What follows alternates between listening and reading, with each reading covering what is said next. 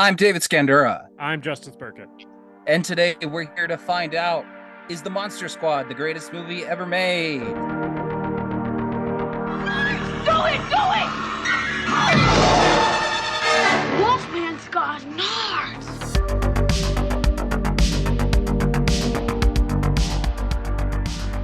Welcome to the greatest movie ever made, the show where we watch a movie and tell you if it's the greatest movie ever made. Bogus.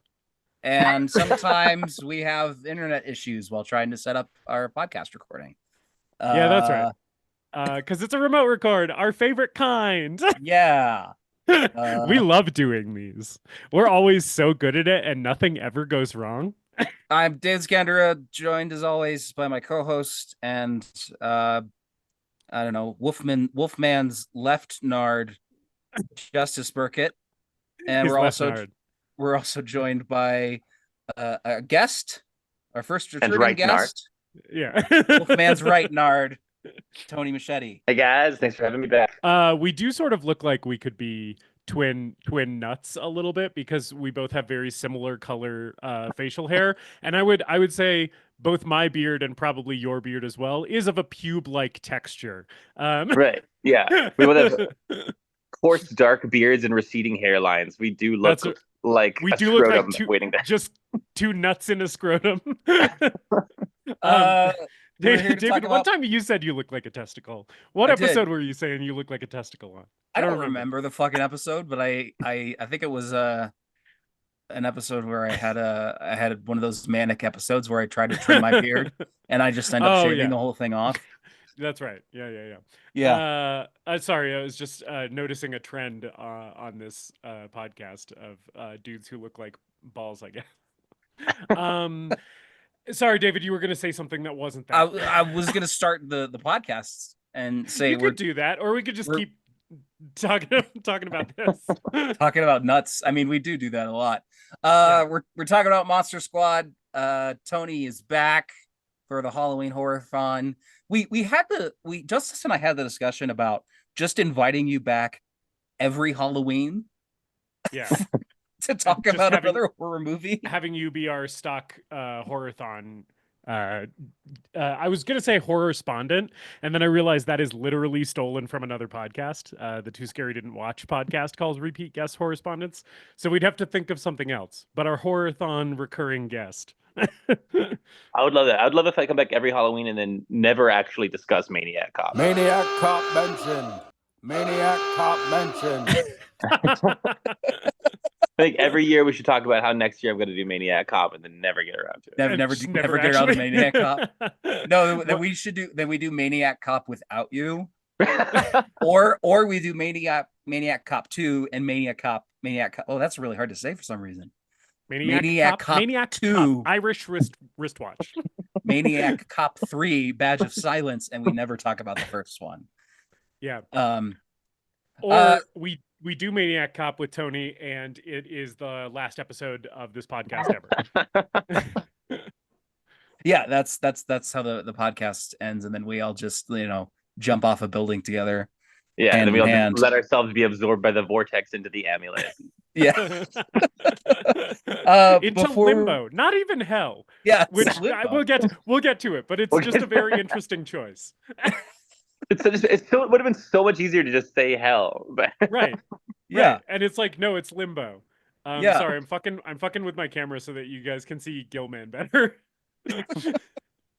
Yeah, this movie has no problem throwing around the F slur, but we can't tell the kids that Dracula's going to hell. Dracula to hell. Right. All right. Tony, how are you doing? Anything that you want to recommend? It's been a year since we talked to you. How are things? Man, shit's it's good. I legally adopted one of my 3 kids, which is very cool. Still going through court stuff with the other 2. But yeah, that's a big thing. As far as like horror movies, the last horror movie that I watched was this low budget slasher on Tubi called Theater of Blood, which was surprisingly funny. I didn't expect it to be good at all, but it was actually a pretty good chuckle. And then besides that, the only movies I've watched recently are the Paw Patrol movies, which I watched 3 times in one day on our vacation. We recently took a vacation and they only had Netflix, and my toddlers insisted on watching the Paw Patrol movie 3 times in one day. So if you are interested in knowing if the Paw Patrol movie was the greatest movie ever made, it's not. It's dog shit. It's what's your star rating, your Letterboxd rating of Paw Patrol? The Paw My Patrol. big take on the Paw Patrol movies. The second one is the Paw Patrol. They get superpowers, and the whole thing of the Paw Patrol is that each have like some kind of like civil like rescue position where like one's a construction worker, one's a police officer, a cab, one's a firefighter and stuff. And they each get superpowers in their second movie where it, like that somehow correspond to their personality or their job. And the firefighter dog, the firefighter dog gets fire powers. It gets pyrokinesis. Wait, and I think that is so fucked. Like that is that's so fucked up. Why would you give the one dog whose job it is to put out fires the ability to create fire? I mean, job security, I guess. By that logic, the cop dog's superpower should be crime. Right. Which is basically already cops' superpower in real life, because they can just commit crimes and get away with it because they're never charged with anything. It's pretty much Chase the police dog. His power is that he sprinkles a little bit of crystal meth on everybody that he sees, and he has full jurisprudence against him. I was gonna ask if his superpower, the cop dog, when he got a superpower, if it was just super racial profiling, right? He could just smell what color your skin is from 2 miles away. Yeah, his superpower is the one drop rule. Yeah. His superpower is looking at your license plate and knowing what race you are. I thought the cell phone was a gun, Vision. Yeah. It turns every inanimate object into a gun. Yeah, yikes. Well, my condolences on having to watch the Paw Patrol movie 3 times in one day. But congratulations on officially being a legal parent. That's awesome. Yeah, man. And congratulations on probably being the only person to watch the Paw Patrol movie 3 times in one day. I'm sure that's a feat. Justice, how are you doing? I'm bad. I'm bad. I have just like had like a rough week, and I don't need to get into it too much, but it's just been like I've had a hard time like motivating myself to do shit, and it's just been very frustrating, and I have no one to blame but myself, and it's just one of those weeks, guys. But I'm very happy to be here with Tony and you and watching the Monster Squad. And yesterday, like at the end of the week, I did have a pretty decent day. I watched Francis Ford Coppola's Bram Stoker's Dracula, which I know, David, you also watched recently. And goddamn, what a picture. And so that's my media recommendation for this week. It wasn't the first time I had seen it. I'd seen that movie before. But it's so fucking gorgeous. Even Keanu Reeves' performance, which is usually the thing that people kind of knock that movie for, worked better for me this time watching it. His accent is still totally inscrutable and all over the place, but the performance, I was like, oh, he's actually like doing something here, and it's kind of working for me. So yeah, big recommend. I love Anthony Hopkins just screaming every insane line of dialogue he has in that movie in a German accent. It fucking rules so hard. Him as Van Helsing is like genius level casting, and also it's crazy that movie and Silence of the Lambs came out, I think, in the same year, or was Silence of the Lambs a few years earlier? It doesn't matter, but it was like close together. And it's just such a different performance than what he's doing in Silence of the Lambs. He's like a huge cartoon in Dracula, and it rocks. Anyway, how are you? I feel like there was a few years where like, oh, sorry. No, please. I feel like Keanu Reeves got like set up to fail for a few years. Where like Keanu Reeves is not a bad actor, but like there was a couple years where like they kept on putting him in like period shit. Like they put him at he's Jonathan Harkness in Dracula. He's fucking Don John in Much Ado About Nothing. It's like, yeah, he's a good actor, but like, what were you expecting from that? Like, that's right. He doesn't look like he fits in any other period except for like the late 90s. Right. He has a 90s face. Even when he's in John Wick, he looks like a guy from the 90s in the 2020s. Yeah, I mean he's a great actor and he has charisma, but there was definitely a period where Hollywood was like just trying to put him in everything to make him the next big leading man. And I think he Yeah. thrives with a specific type of script and a specific type of director. And yeah, I mean, he's probably the weakest performance in Dracula, but he's still pretty good. And Anthony Hopkins was just so insane in that movie. I mean, Anthony Hopkins is always great, but you can tell when Anthony Hopkins is like, all right, I'm just gonna fucking sleepwalk through this one because I'm Anthony Hopkins and it's still gonna be good. And that's Yes. sort of what I thought he was gonna do with Van Helsing, but no, No. he came to play. He is not sleepwalking. He is fully awake.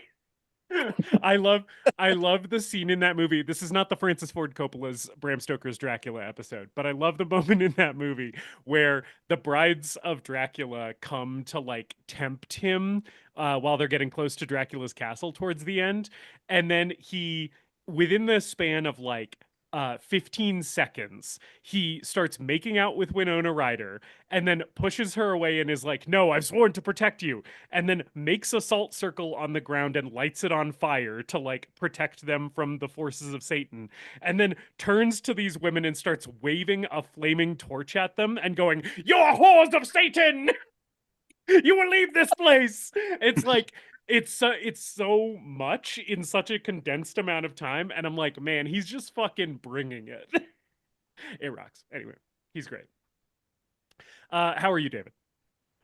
I'm okay. Like you, I've had a kind of unmotivated, shitty week. I've been sleeping a shitload. Like it's not that I'm tired, it's like I would just rather be asleep. So I Yeah. slept in basically every morning and didn't go to the gym, clocked into work late. I slept a bunch today. So I don't know. I'm okay. I guess. But I have a weirdly this week, I have like a lot of stuff that I could recommend. Like a lot of shit was really hitting for me this week.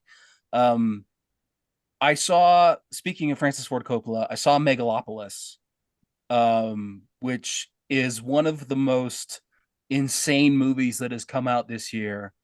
And every opinion that I've seen about it, ranging from the most negative of the negative opinions to the most positive opinions, every opinion is correct.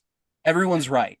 It is simultaneously one of cinema's greatest filmmakers creating his swan song masterpiece, and also him tarnishing his legacy by releasing an incoherent piece of shit.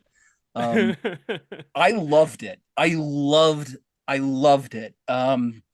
But it is a difficult and divisive movie, and I think that's kind of amazing. Like, Yeah. so in a landscape of so many movies just kind of being generic corporate sludge that is acceptable to the least common denominator of audiences, it's nice to have a movie that has divided people in such a profound way. And I was really impressed with it. And I really enjoyed it, but it is a flawed big mess of a movie at the same time. Did you go to one of Go the ahead. talkback screenings, or did you get to talk to Mr. Adam Driver? Or? No, I was in the theater at our local Harkins at 5 o'clock on a Monday with 3 other people. So they didn't do the talkback. There wasn't any sort of talkback thing set up.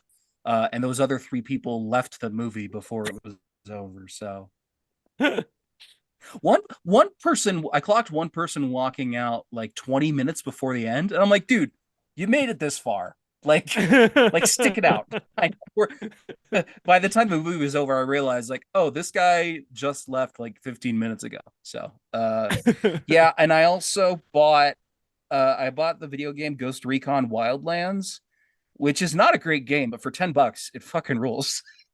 Any video game is tolerable at $10, I think.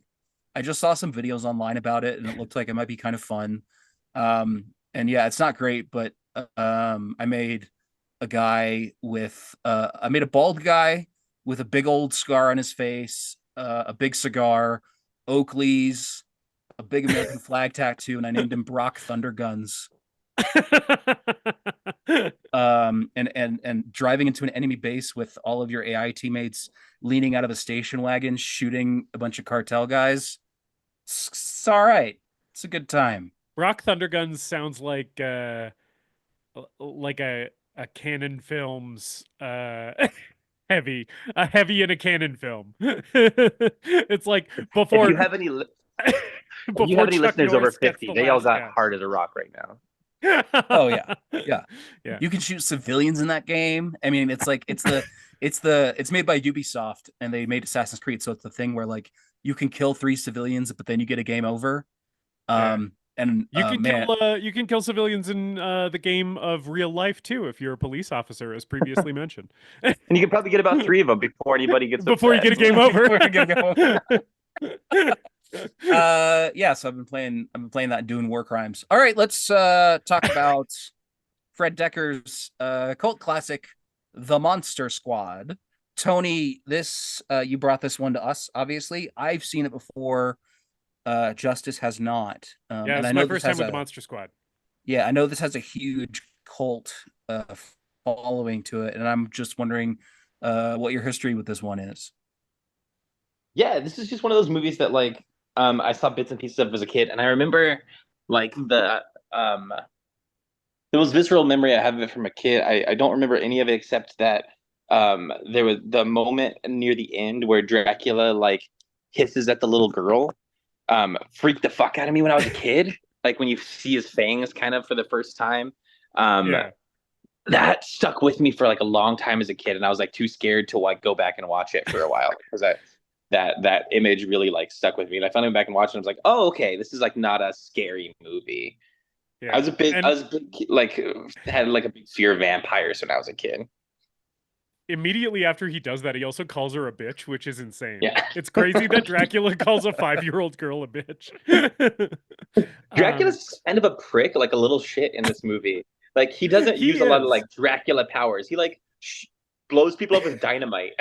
Yes, his number one weapon in this movie is sticks of dynamite, which is like one of my favorite things about the movie is just Dracula's going around with fucking sticks of dynamite blowing shit up. It rocks. And he's also like the actor looks like what you would expect from like a traditional Dracula, but the more you look at him, it's like, where did they find this guy? This just kind of seems like dollar store Dracula.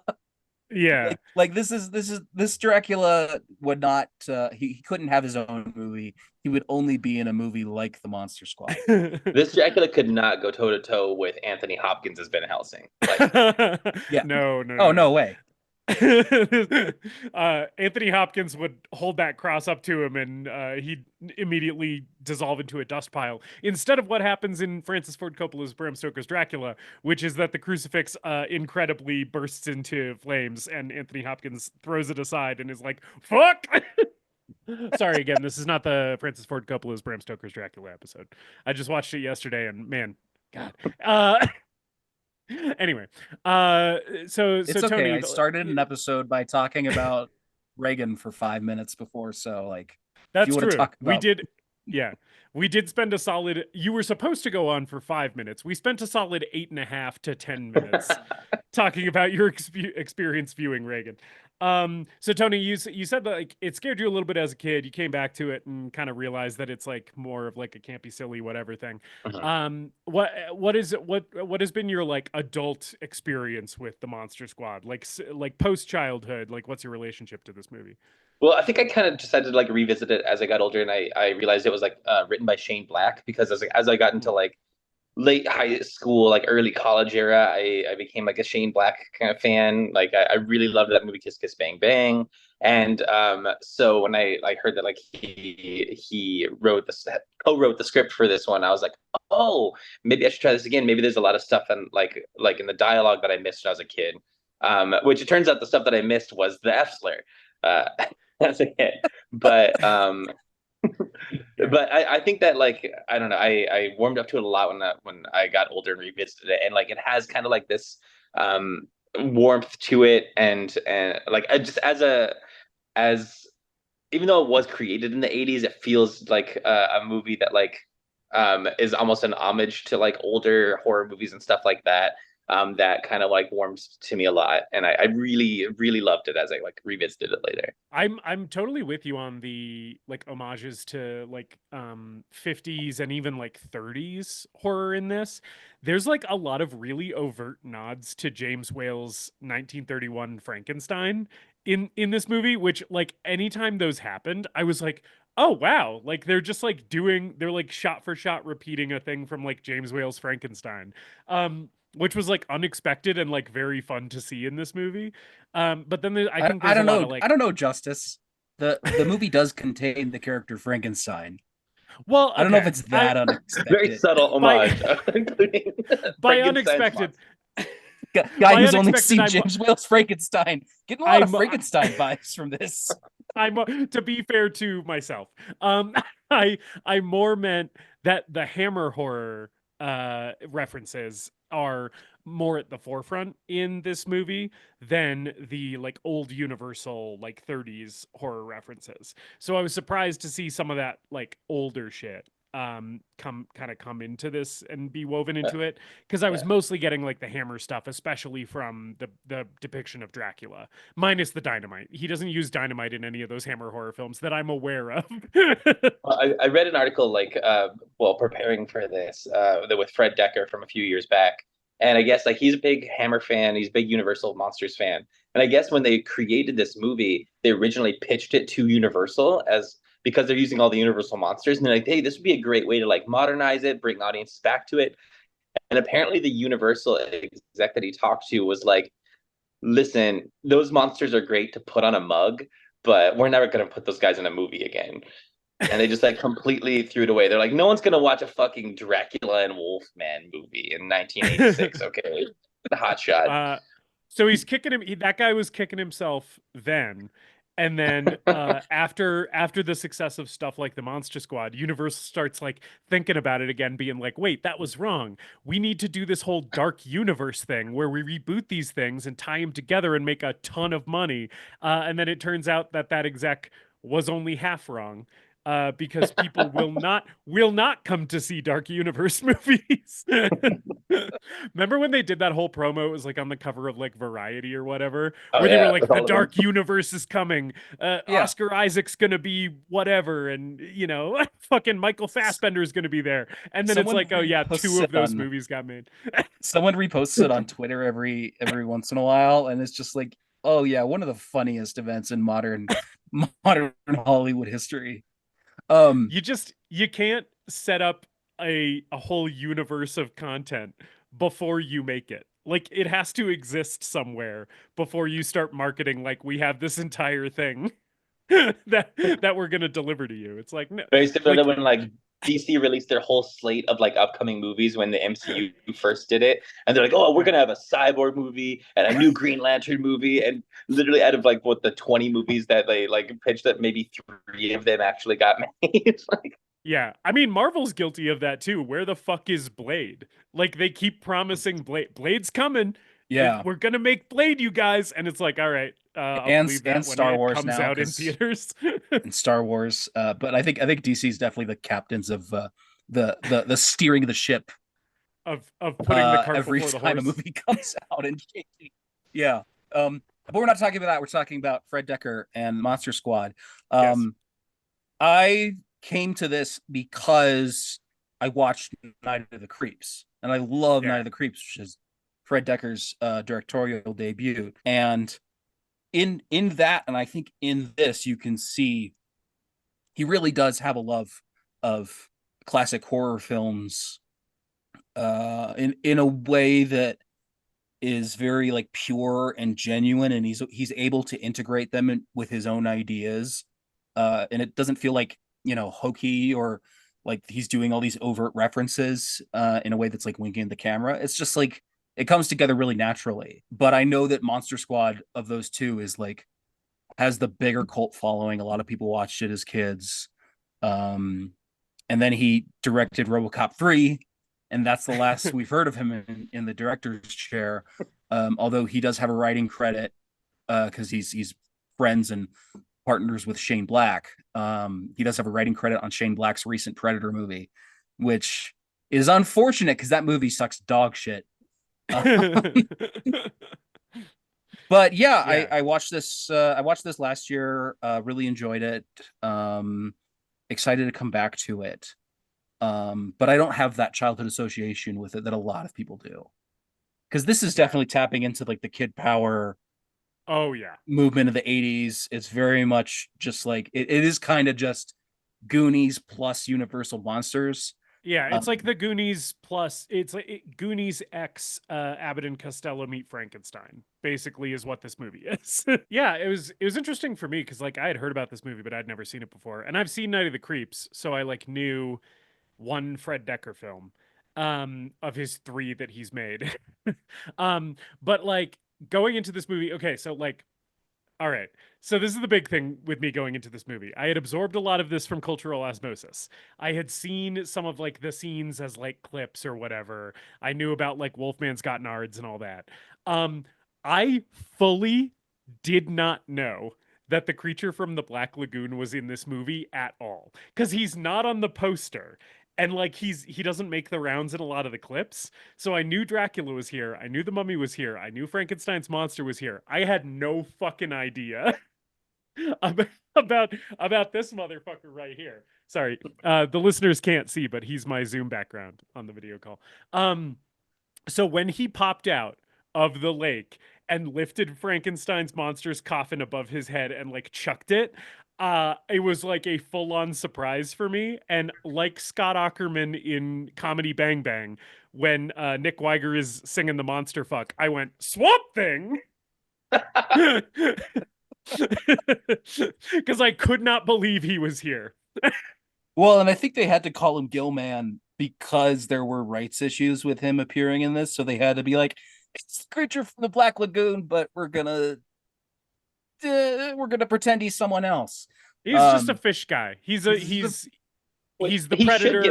He should get more of a spotlight though, because literally him and Wolfman are the only ones pulling their weight in this fucking movie.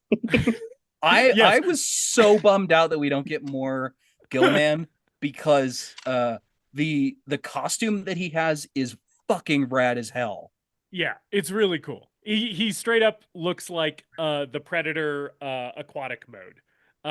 He like his mouth is like very like Predator mandibles. They don't separate all the way, but like the way that his mouth articulates was reminding me like a shit ton of the Predator. And which again, according to Wikipedia, this is the Gilman makeup is what got the guys the job on Predator. The guys who did the Gilman totally did Predator, and is like that's what got them the job. Apparently, was like their work on Monster Squad. Oh yeah, because I saw because Stan Winston's in the credits. Yes, the opening credits credit and Stan it's Tom Winston. Woodruff Jr. as Gilman. The opening credits credit Stan Winston in literally the coolest way imaginable, like basically the coolest way that I can picture anyone being credited in a film is monsters created by Stan Winston. It's like such a fucking baller-esque, like not special makeup effects, monsters created by in a movie called The Monster Squad. It's like he's just coming in here fucking dick swinging being like, yeah, that's right. Stan Winston made these monsters, bitch.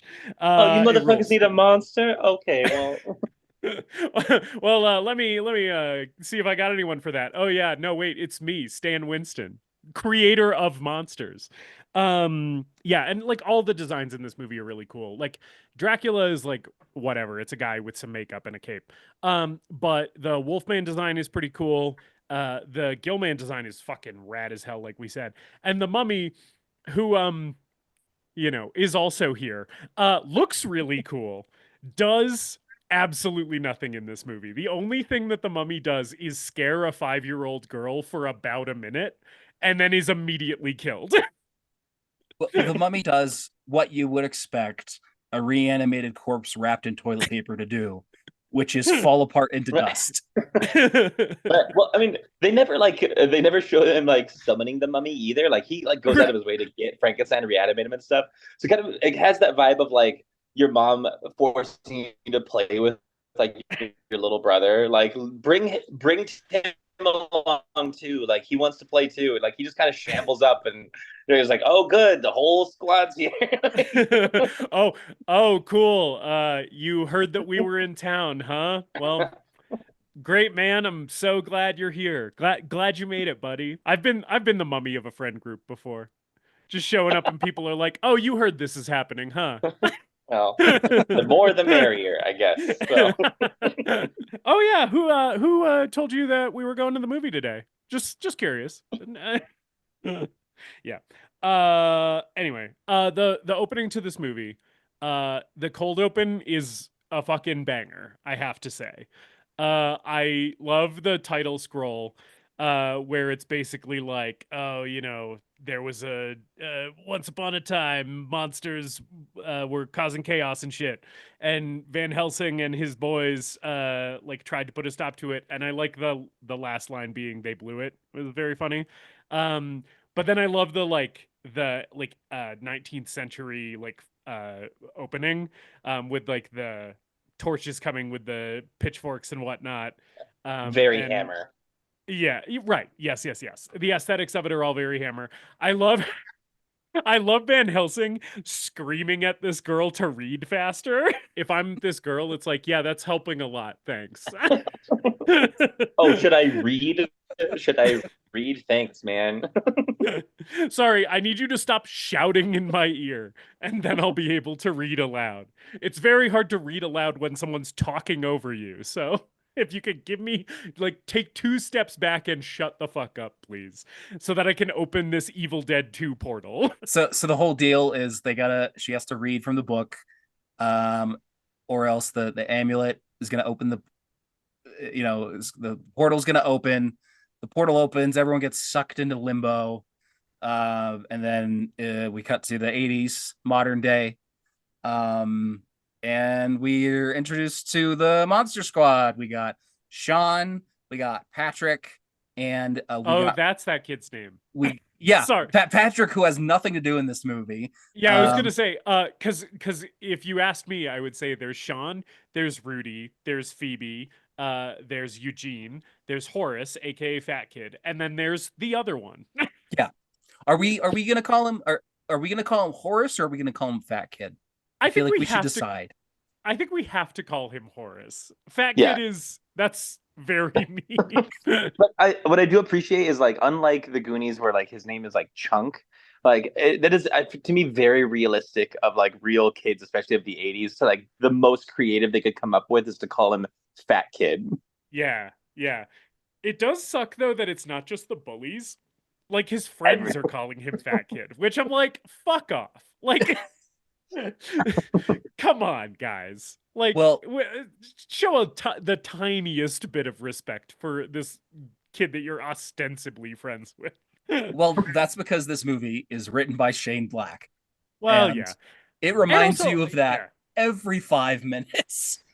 And also because, like, to be fair, middle schoolers are actually like that, Like, it's like, I'm pretty sure when I was in middle school, like I had friends who would just like call each other the F slur all the time, right? Yeah, I do think that as much as I hate the language that is used by these kids, like it's probably pretty accurate to like the average middle school boy of this time period. The one person that I forgive in this movie for any language that they might say is Rudy. And I hope we get into Rudy soon because I have a lot to say about Rudy. We can get it into Rudy right now if you want. Like, we don't need to. I know the last time you were on this podcast, Tony, we were very linear. We went like scene by scene.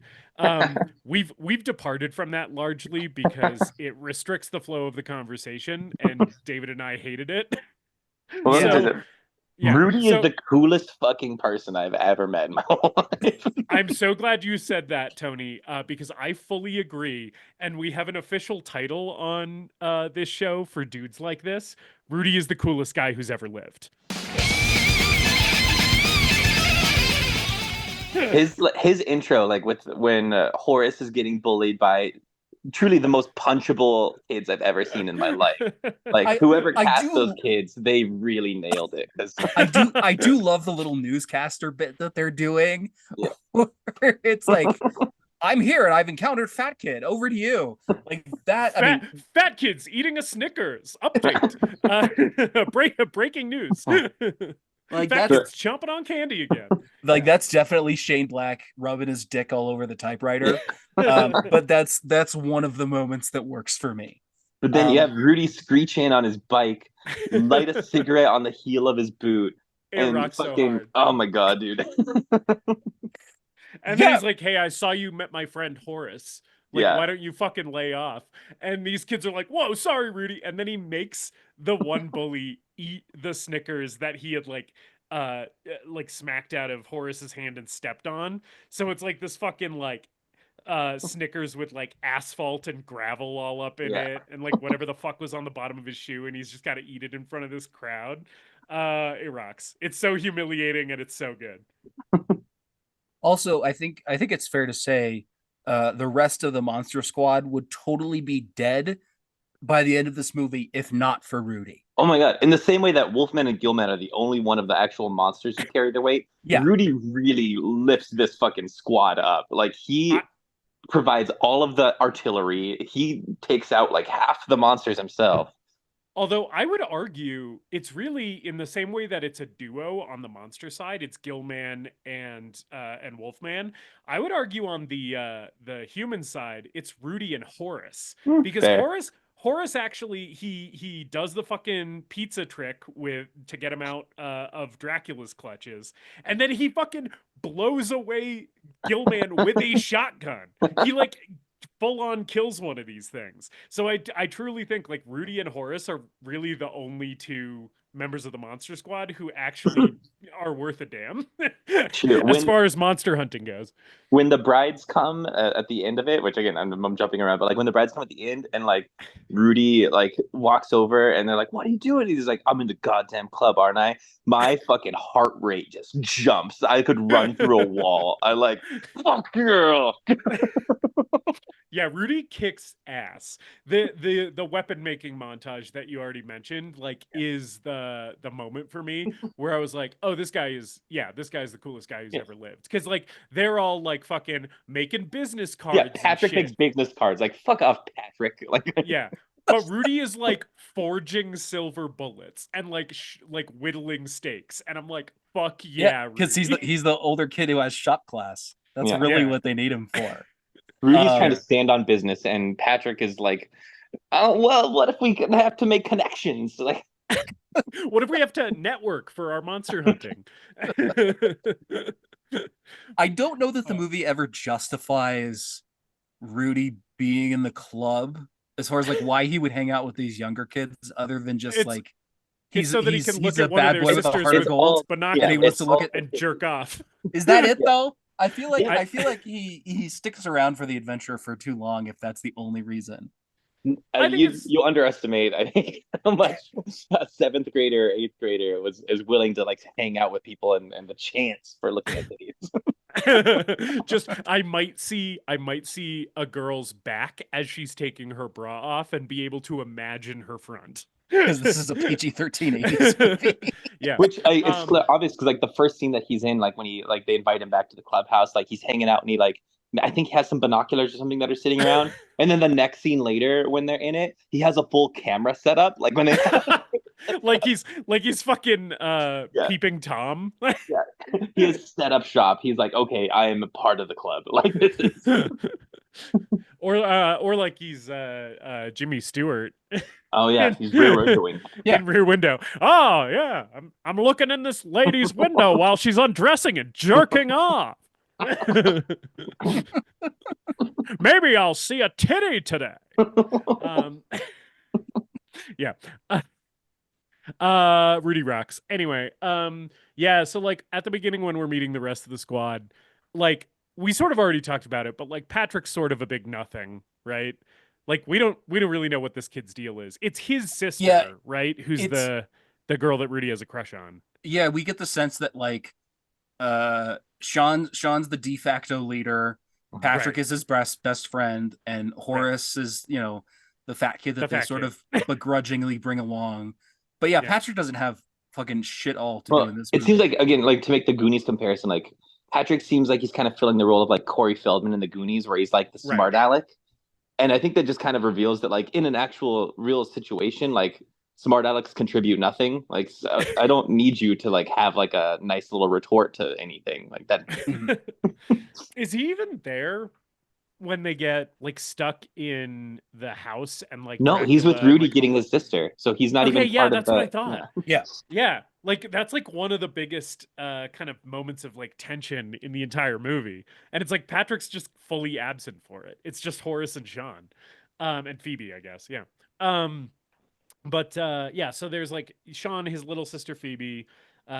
Eugene is Patrick's little brother, right? I thought he was an unrelated kid. Or That's just what I some thought kid. too. Yeah. That's what I Okay. thought too. I was like, why is the kid in the He Robotech shirt does. now here? He truly does just show up partway through the movie, and you're like, "Who the fuck is this kid?" Like, he just kind of walks into the movie and is like, "I'm part of the squad now," and it's like, "All right." He brings the guess. dog, which is like his biggest contribution, because the dog actually yeah. helps beat the mummy. Yeah, that's true. Yes, the dog whose name is the dog's name Pete? Yeah. Okay, yeah. So they like already before any monster shit starts happening, they have their little Monster Squad club that meets in Sean's treehouse. And like Rudy like joins after saving Horace from the bullies or whatever, so that he can peep on Patrick's sister and whatnot.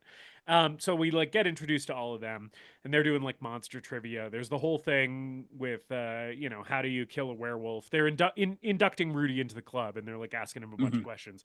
And it's like, oh, what are the 2 ways to kill a werewolf? And he's like, silver bullet. And they're like, what's the other one? And he's like, I don't know.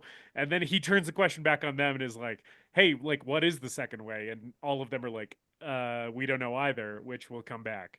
But then so from that we cut to this fucking airplane where this pilot is like my favorite character in the entire movie. I love this guy being like, I fucking hate my job. This sucks. I used to fly commercial airlines, and now I'm like hauling these dead guys back from Transylvania. And his co-pilot is like, hey, it's not so bad. At least like nobody's bitching at you. And he's like, you know what? You're right. This is awesome, actually. It's such an insane little Shane Black interaction. It's like, it's very funny to me that this guy starts the scene annoyed, and 30 seconds later he's like, I love my life. One of the guys in the plane is the guy who plays Richie Aprile in Sopranos.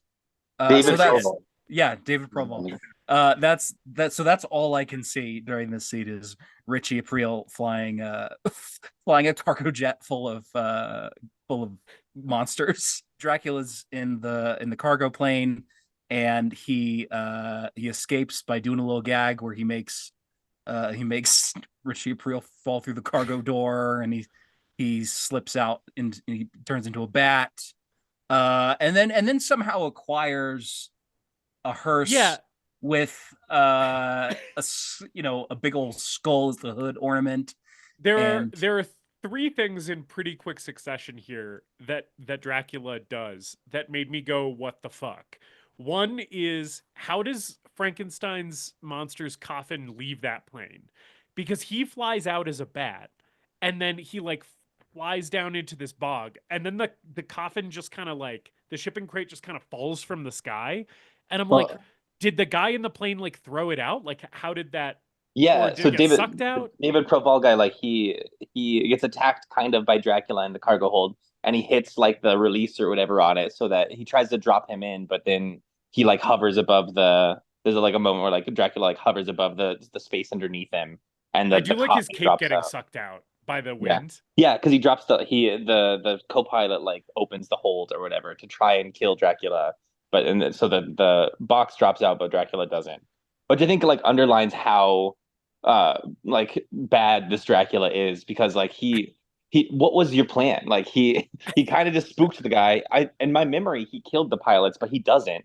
He just kind of like spooks them, and he's like, actually I can fly, and then goes away. But then the other things, like one of them is what David just mentioned, where he gets this tricked out hearse with no license plates and a giant silver skull decal, which it's like, where the fuck did this come from? Was this just, did someone have a reputable funeral home business, and he stole this vehicle from them, or what? And then the other thing is the ancient castle he moves into in like Los Angeles or wherever the fuck we are. I was like, okay, where did this come from? No, And how did he know it was here? Like, No. What? Hold on. It's Yeah. it's Dracula's old southern plantation mansion that he Oh, moves sorry. into. I Because forgot it. Yeah. Which I love the idea that like Dracula has to do just a bunch of regular guy shit in this. Like he gets a car because he has to drive around to get everywhere, and like he calls a real estate agent, which is Yeah. Sean's mom, to like get this home that has an amulet, and he uses the alias Mr. Alucard, which is the laziest fucking thing. Like, Yes, just say Joe. I am- Like why try to be clever about it? I hope Yes. this kid hasn't played Castlevania. I am the legal owner of this property. What do you mean I have to bring 2 forms of government issued ID? As soon as this property is out of escrow, the world is mine. The home inspections are kicking my ass. But With the trick statue that Mhm. just looks like Robert E. Lee. I was fully like, oh, what was Dracula up to in 1860? I mean, I think it's The safe South to say will rise again. I think it's safe to say that heritage, not hate. I'll tell you what's evil: government oversight. it was just about states' rights. I know, I lived through it. Yeah. I think it's safe to say that Dracula would probably not be on the right side of history. Which we never get to find out because there are no non-white characters in this movie except for the cop partner. The cop he's Dracula a very kills. good cop. He's a very good cop. He Yeah. says that a bunch of times and it's very funny. Yeah. And then he gets blown up with a stick of dynamite. Yeah, I guess to your point, that is one of the only characters that Dracula goes out of his way to kill. Yes. He's like, oh, yeah. Ooh. General Lee, you will be proud. Yeah, so Dracula is like amassing a team of monsters, like we already talked about. He has the mummy inexplicably senses Dracula's presence and is drawn to him or something. And then the Wolfman is already like present somehow. We don't really know where he came from. Mhm. But he gathers those 2 guys and they like go to the lake where Frankenstein's casket thing is. And this is where the Gillman showed up, completely surprising me because I didn't know he was in the movie. And Dracula has electrodes in his staff. Yeah. that he attaches to the bolts on Frankenstein's monster's neck, and then he like turns his cane upside down and like it telescopes out into a huge lightning rod to revive the monster. Is this his everyday cane? Like, has he been holding on to this for hundreds of years, being like, one day this is gonna really come in handy? Like, one day I will need to revive someone from the dead with an electric shock. Well, and it's also got like a silver wolf head on it. Yeah. And I was wondering, it sort of seemed like he was using that to like almost like as a crucifix or like his kryptonite against the Wolfman to like, calm down, it's just me, your old pal Dracula. But I couldn't really tell. Go around the horn real quick. What's everyone's favorite monster as depicted in this movie? Because we've talked about the Monster Squad, but do we have a favorite monster? Oh, buddy, I'll go first because I got mine on deck. He was my video background. It's the Gillman Okay. dog. I'd agree. I think Gillman is the best. Gillman. I agree. Okay, so we're 3 for 3 Gillman on this. Wow. Yeah, I would say you might even call us Gillman guys. I would say it's Gillman with like a pretty significant lead above everyone else. Yeah. I think the second for me, like if I was gonna rank these guys, I would say Gillman, Wolfman, Frankenstein's monster, Dracula, mummy is exact same. Yeah.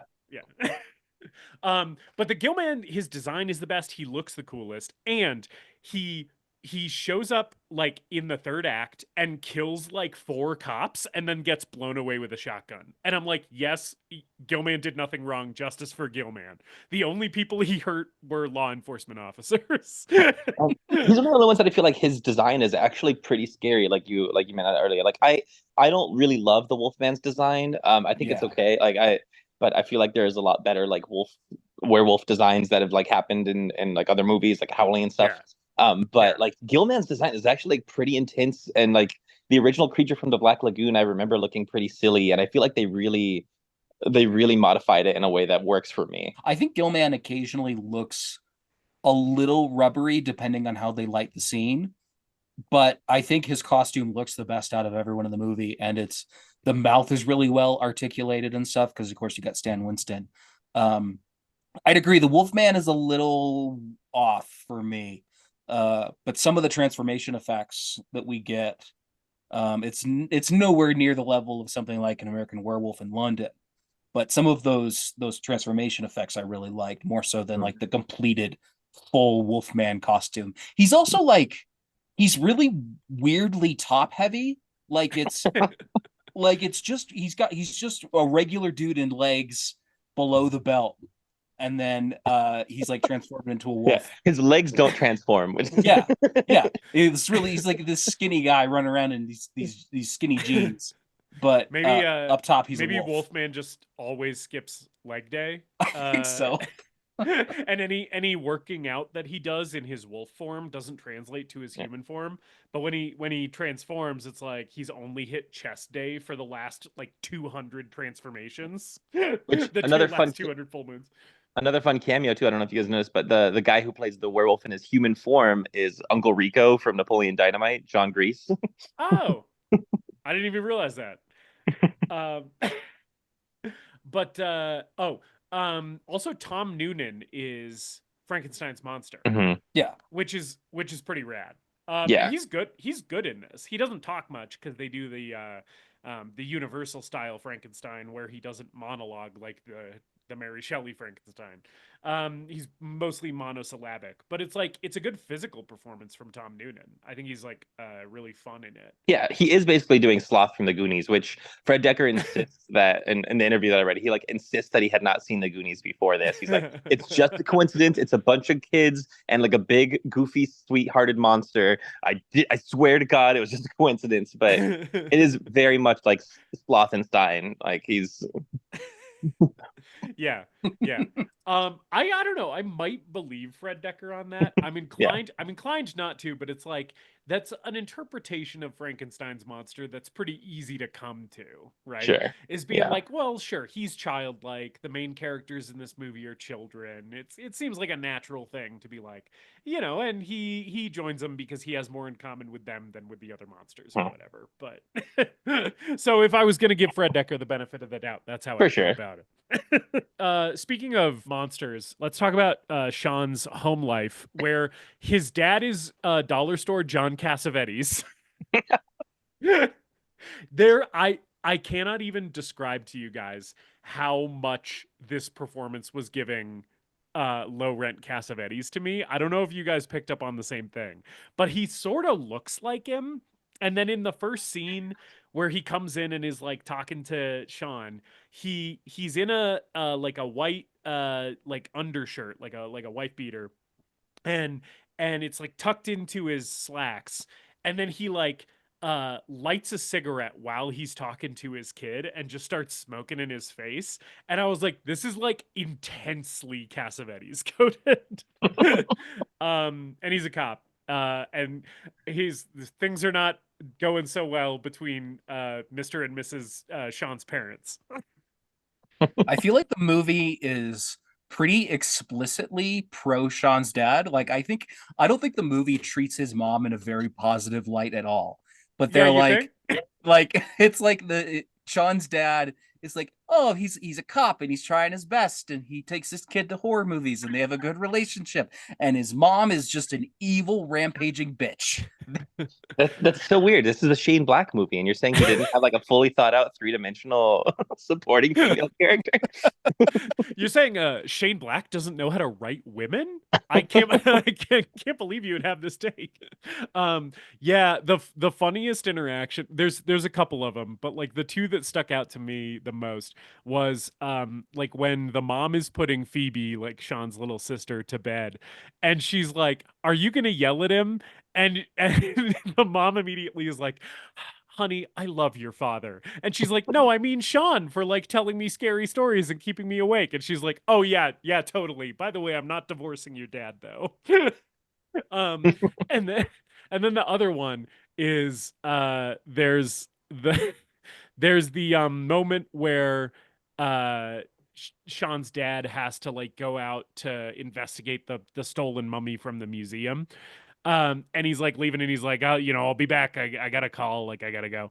And he says, "I love you," as he's going out the door. And she goes, "Prove it." And I don't know about you, Tony. I don't know about you, Tony, but as a guy with a wife, I was like, "Oh, you're fucked, buddy." Right. I didn't have sympathy for him in that, because I mean, it's once you find out like what he's leaving for, and like he's like, they need me there. I need a case. It's not even a murder. It's a missing mummy from a museum. Man, come on, let your partner handle it. Like, right, like the guy who's missing has been dead for 2,000 years. Right. You can wait until tomorrow morning. Right. It's fine. I'm honestly surprised like there was a full police response for that. It's like, yeah, this just seems like a lost property of some sort. Right. Like, okay, yeah, put in a report, like an officer will be around in the morning when the museum opens or whatever. But they were like, no, all officers put out an APB on a 2,000-year-old dead guy wrapped in gauze. Put out a silver alert. Which I love that like the partner doing that was basically voicing that, where he's like, "Oh shit, okay, so you didn't see anybody do it? Did you do it? Well, dang, this has stumped me." Like, I do love the partner. I love it. Yeah. I love how much he seems to not give a shit about being a cop. Yeah. Which is very funny. Like later when Sean receives a direct threat against Sean's dad rather, receives a direct threat against his child's life from an anonymous man on the phone, right? And understandably springs into action as a result of this. His partner's like, "Some guy called you and said that your kid was gonna die?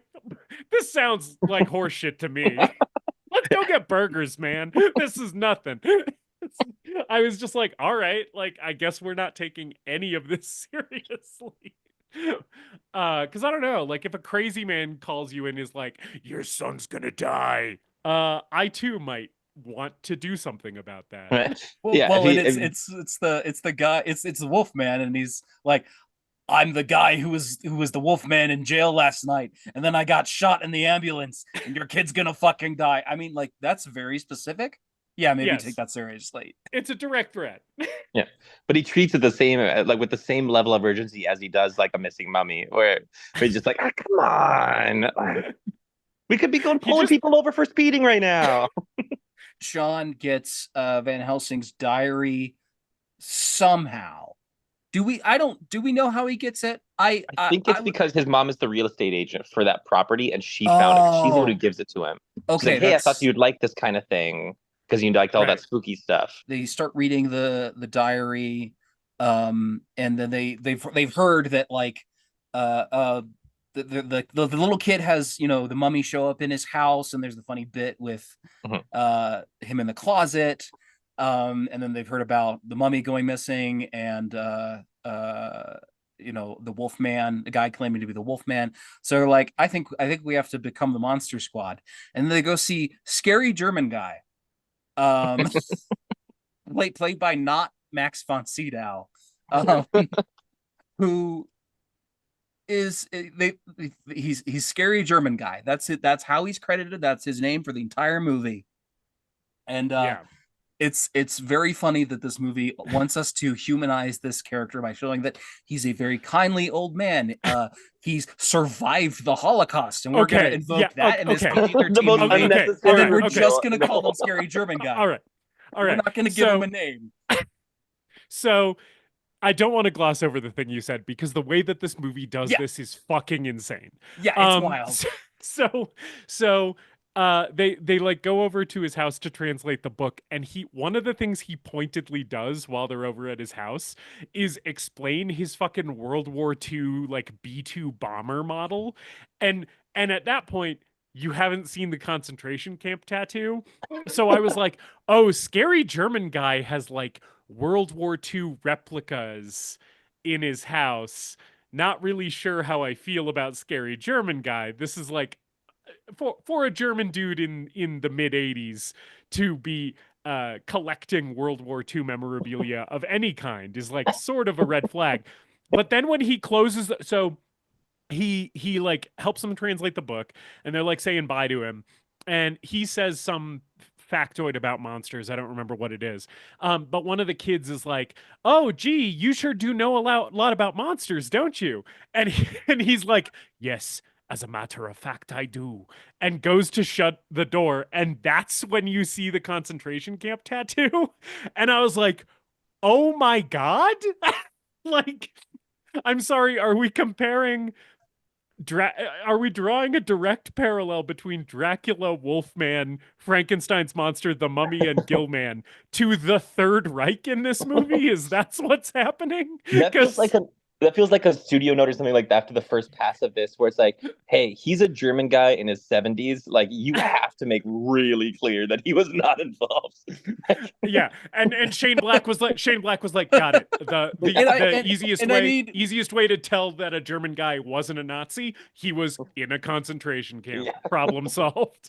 Dracula does move into a southern plantation house. We don't know what he was doing during the Civil War.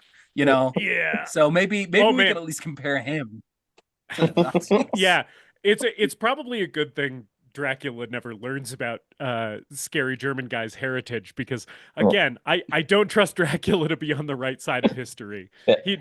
Dracula would have some things to say about the globalist agenda. With this Dracula in particular, I can definitely see him being involved in like all of the wrong side of history, because he just like keeps losing. Like, he's just constantly been on the wrong side of every war, constantly getting beaten. Like, he's a bitch. I'm just saying, we need impartial people to count the ballots. Where was Dracula on January 6th? I am a sovereign citizen. I also thought they were going to reveal that Scary German Guy was like a descendant of Van Helsing or something. Oh.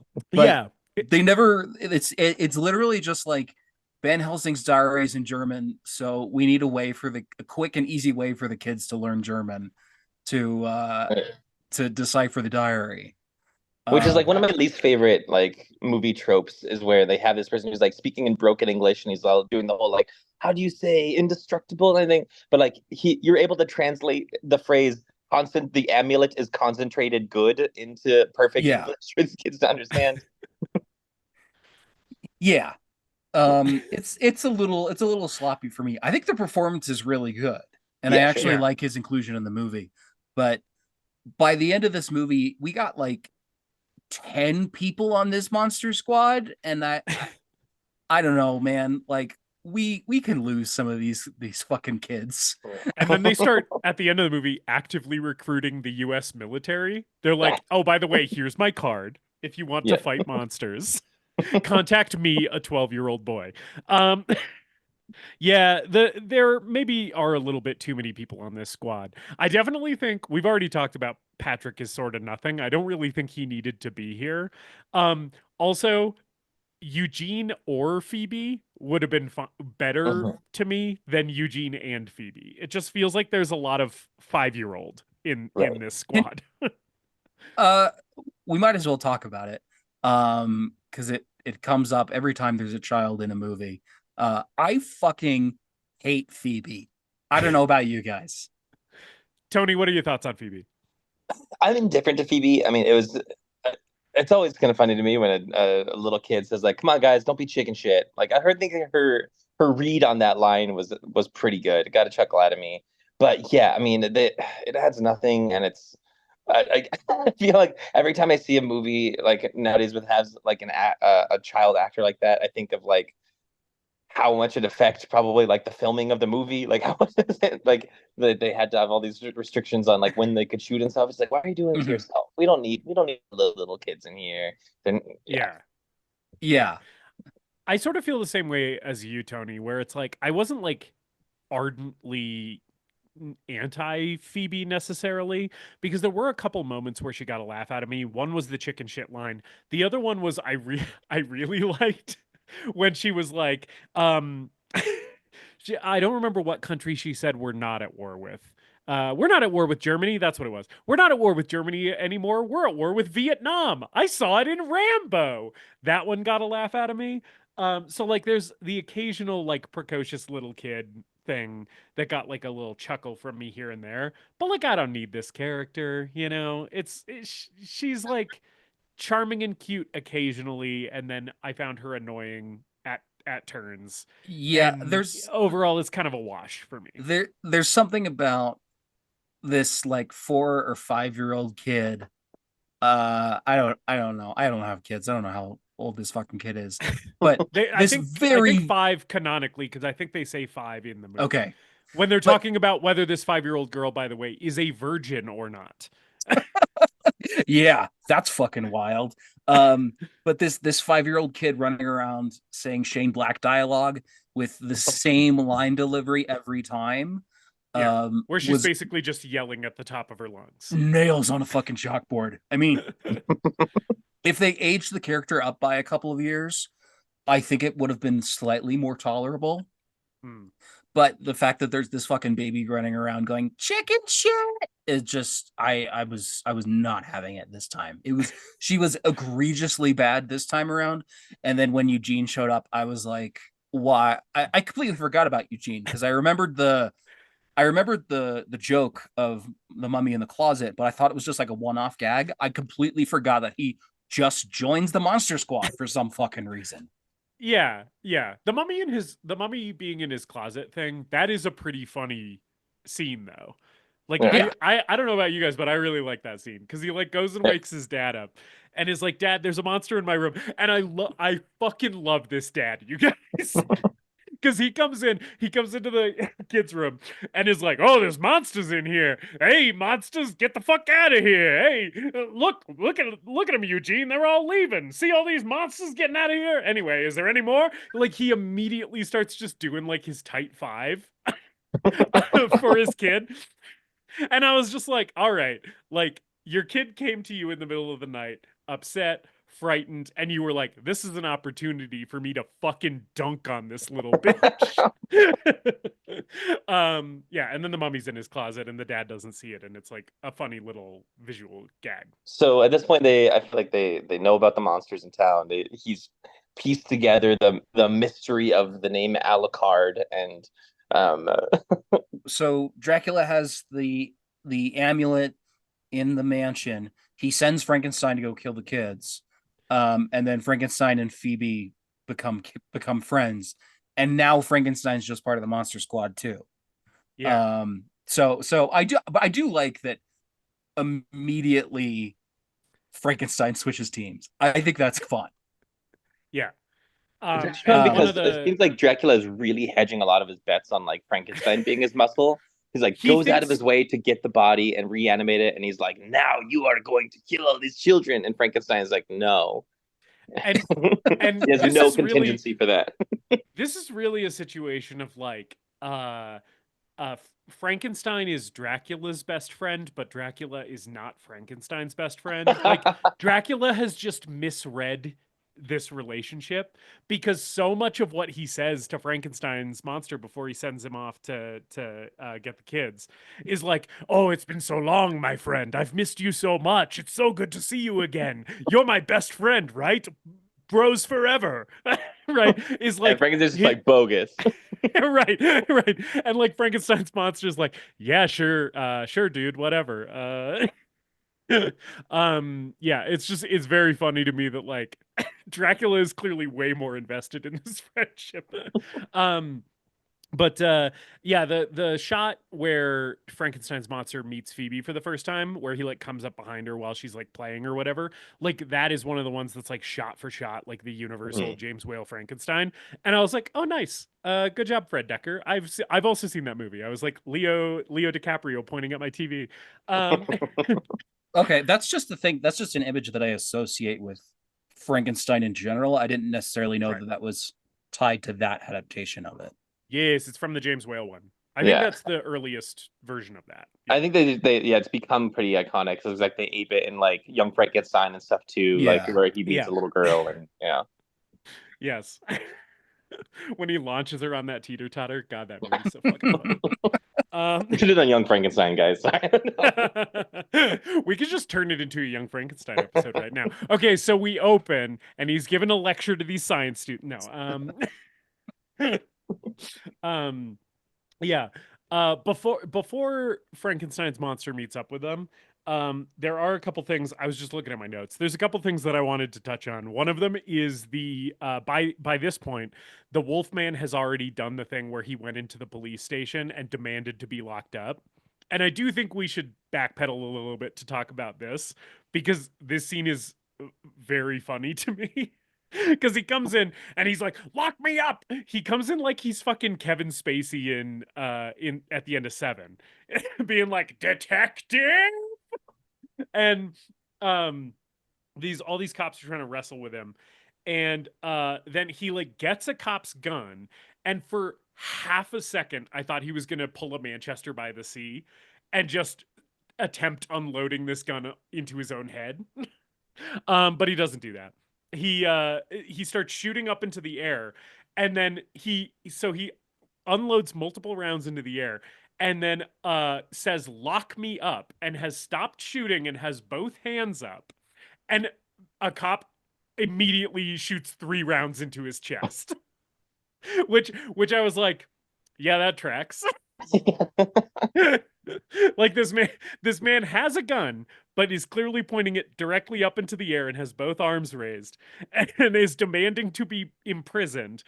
And this cop is like, "Time to fucking kill this dude." Yeah, that cop definitely has a Punisher decal on his cruiser. Yes. He's got a thin blue line flag on the back of his fucking Chevy Silverado. He's seen Paw Patrol 3 times in one day. Yeah. So I just wanted to touch on that because I thought it was a fun scene. And then the other thing, it's fun. I like it a lot. And then the other thing is the roof Burger King. Because Sean wanted to see some movie at the drive-in and his mom wouldn't let him or whatever.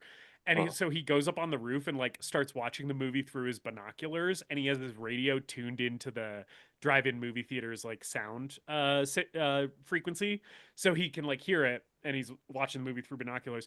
And his dad shows up on the roof, lights a cigarette, and puts down a big bag of Burger King between the two of them. And just starts smoking and is like, "Hand me those binoculars, son. What did I miss?" And it's just such a fucking funny moment. And I was like, also, roof Burger King while watching a drive-in movie through binoculars and listening to it through like a ham radio. Be Still My Heart. That is like, and smoking a cigarette while I'm doing it. Fucking. It's like heaven to me. I like that scene a lot, and it does a good job of showing the relationship that Sean has with his dad, which just again emphasizes how poorly this movie views his mother. The movie that they wanted to go see at the drive-in is called Groundhog Day Part 12. Right. And it's a slasher so initially movie. I was thinking, before they mentioned that it was a slasher, I was like the Bill Murray movie? But this came out before it. Right. But either scenario is funny, where there's a holiday slasher franchise about Groundhog Day, and the villain keeps coming back, or the Bill Murray Groundhog Day movie became a franchise and eventually turned into a horror movie. Oh, I didn't realize this came out before. I thought that was like a joke. I thought that was a gag about how like repetitive like Friday the 13th style slashers, where like the fact that they Yeah, called I it think so. Groundhog Day, and it's like, oh, and it happened again. He came back again, and Yeah. It is clearly like a Friday the 13th riff. Because by 1987, how many Friday the 13th did we have? We got Jason Takes Manhattan in 89. We got A New Blood in 88. So we're on Jason. This is okay, 86. So yeah, this is Jason Lives. okay, so the last thing Okay. that happened was that he was reanimated. And Yeah. Okay, Yeah, yeah, so yeah. that's the joke. glad we did the research on that. Thank goodness.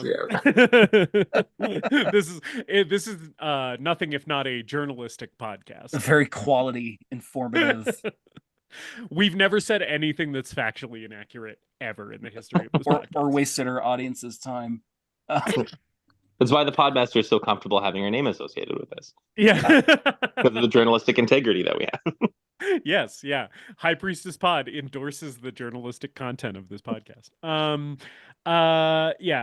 Speaking of like 80s movie references, when Frankenstein's monster joins the crew, Sean is wearing a Freddy Krueger pattern, like long sleeve polo, which I was like, okay, yeah, I see what you did there, movie. I've also seen that other movie.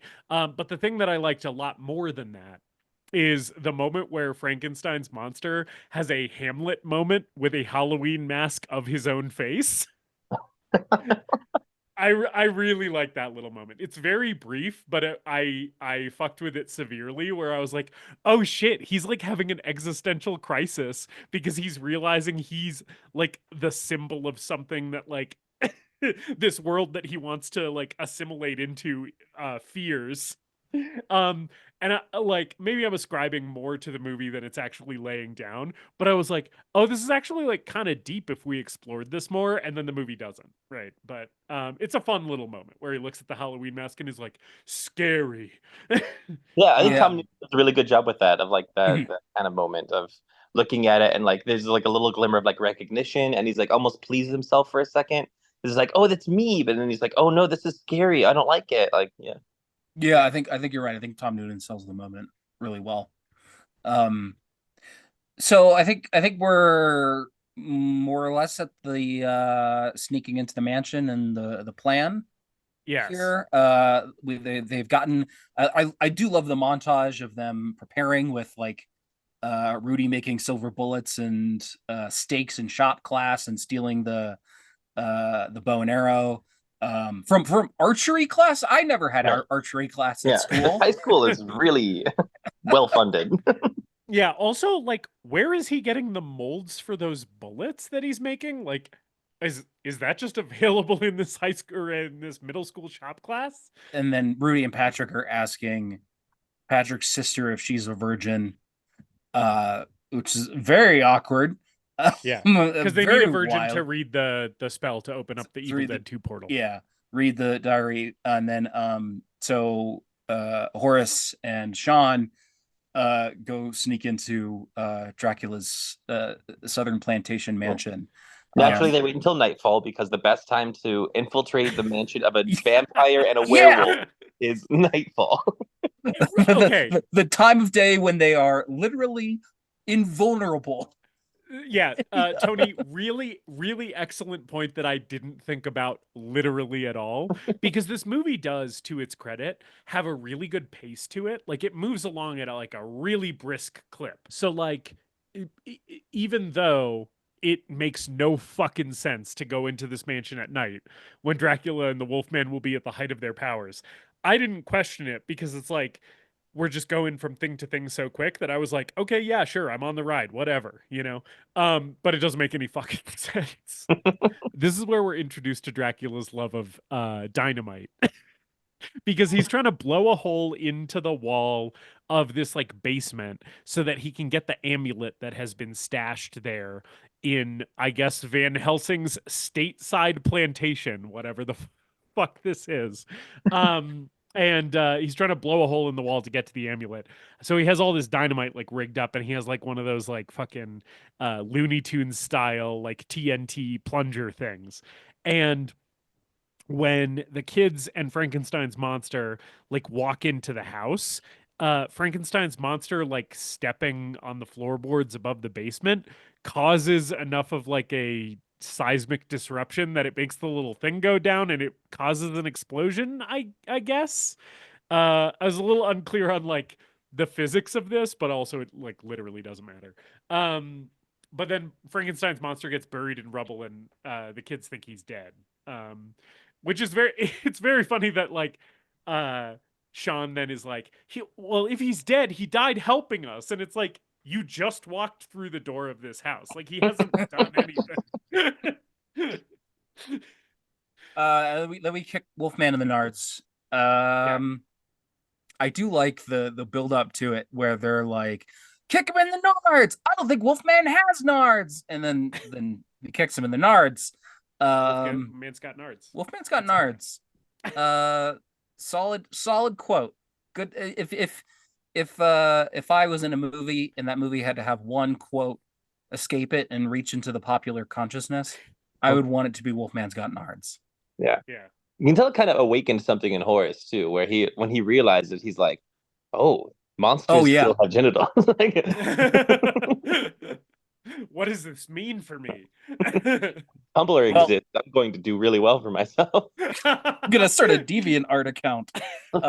Horace just becomes the author of a monster fucker webcomic. He just has a moderately successful Twitter account where he posts, I don't know, Godzilla fucking Mothra or some shit. Yeah. A really kawaii, like a picture of a really kawaii, like anime Wolfman with like a handsome slicked back hair, said like Wolfman got nards that you can play on. Well, I think it sets him on the path to becoming a more heroic character by the end of the movie, where he's blowing away Gillman with a shotgun.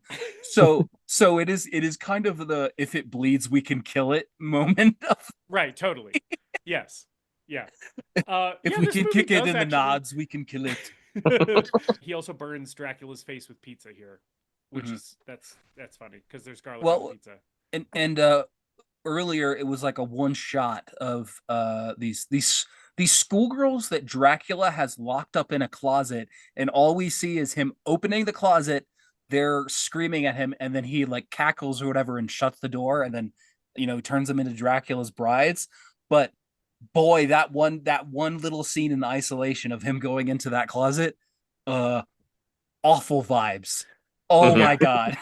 There's a few moments of this movie that are like weirdly dark in a way that like 80s kids movies often were, right? Like that's one of them. And then there's another one. Oh gosh, I'm trying to remember. Doesn't Dracula kill somebody else randomly at some point? It doesn't matter. But Dracula does beat the shit out of a bunch of cops like he's John Wick at one point. Right. That part's cool. And like him blowing up the cop dad's partner with dynamite. Yeah. It's like that's like weirdly dark by kids movie standards. It's like where it's very like, real. Not right. Well, it's and not when like for laughs at all or anything like that, when they blow up Wolfman too, like there's gore. Oh my god. There's blood and guts and gore. Yeah. I think that is maybe an issue that I have with this movie is it wasn't PG, it was PG-13, but the cast is all really little kids, or mostly.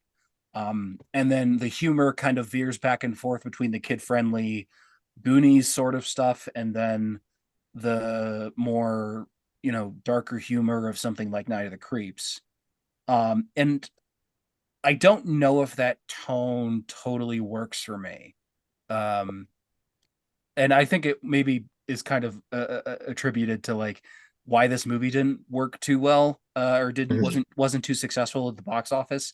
I think it was up against Lost Boys. And so it was like the teen audience was probably going to see Lost Boys that weekend instead of this. But this is also a little bit too adult for younger kids to see. Yeah. I have nothing to prove this, but the PG-13 rating was introduced like 3 years before this movie came out.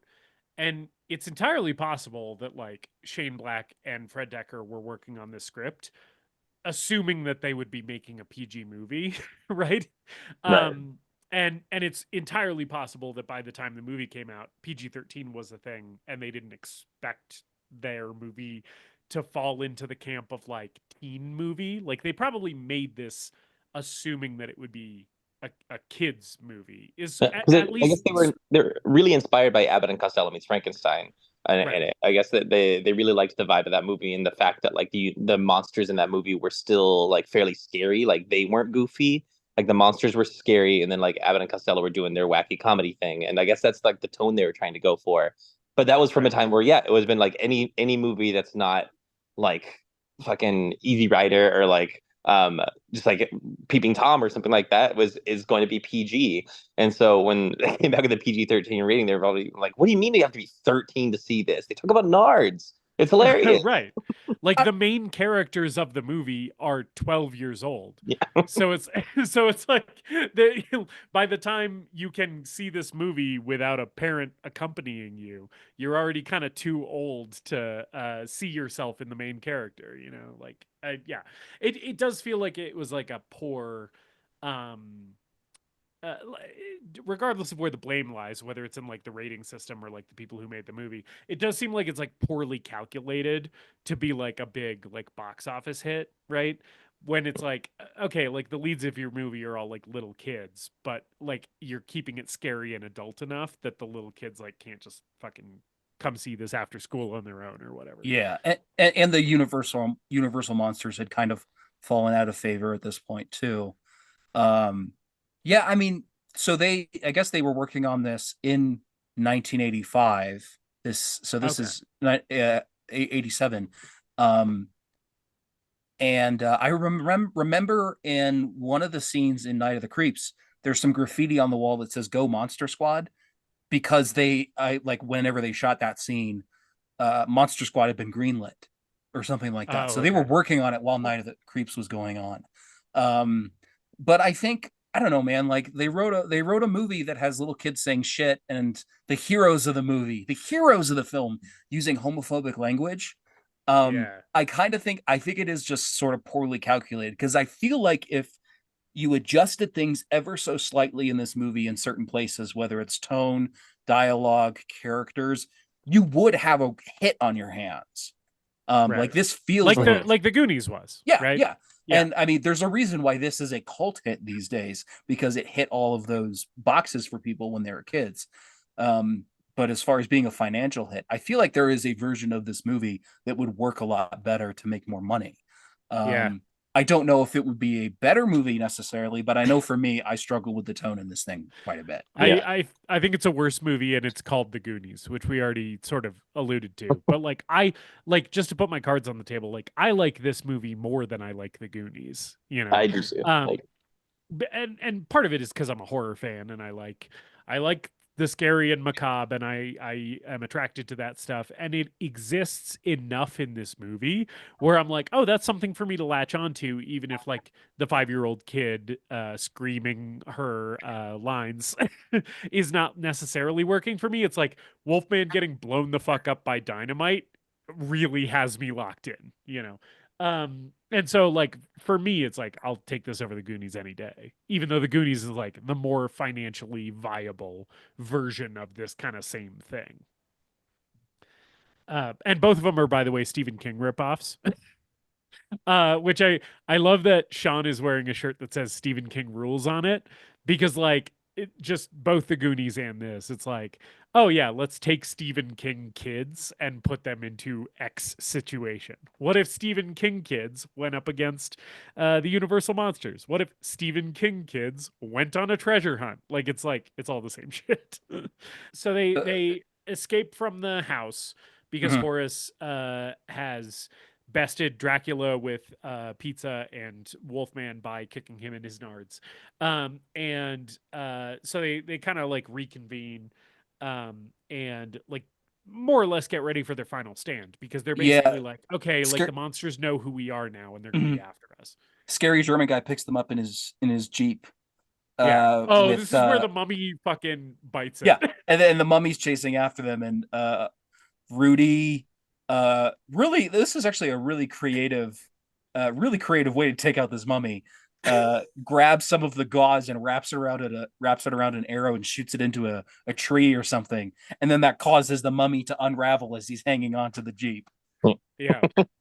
And Kind of a gambit because it's like there's no guarantee that like unwrapping the mummy is going to stop it. It could just be a zombie underneath, right. but it works. It does. That would be very funny if it just the gauze came off and then he could just move more freely. But he turns into a pile of dust and then his skull rolls across the pavement. Yeah. Which I really like that shot. I thought yeah. that shot was really I thought it was rad. But also like this fully cements the mummy as the bottom of the monster ranking because he does fucking nothing. He shows up to the party and is like, "Hey guys, I wasn't invited, but I'm here."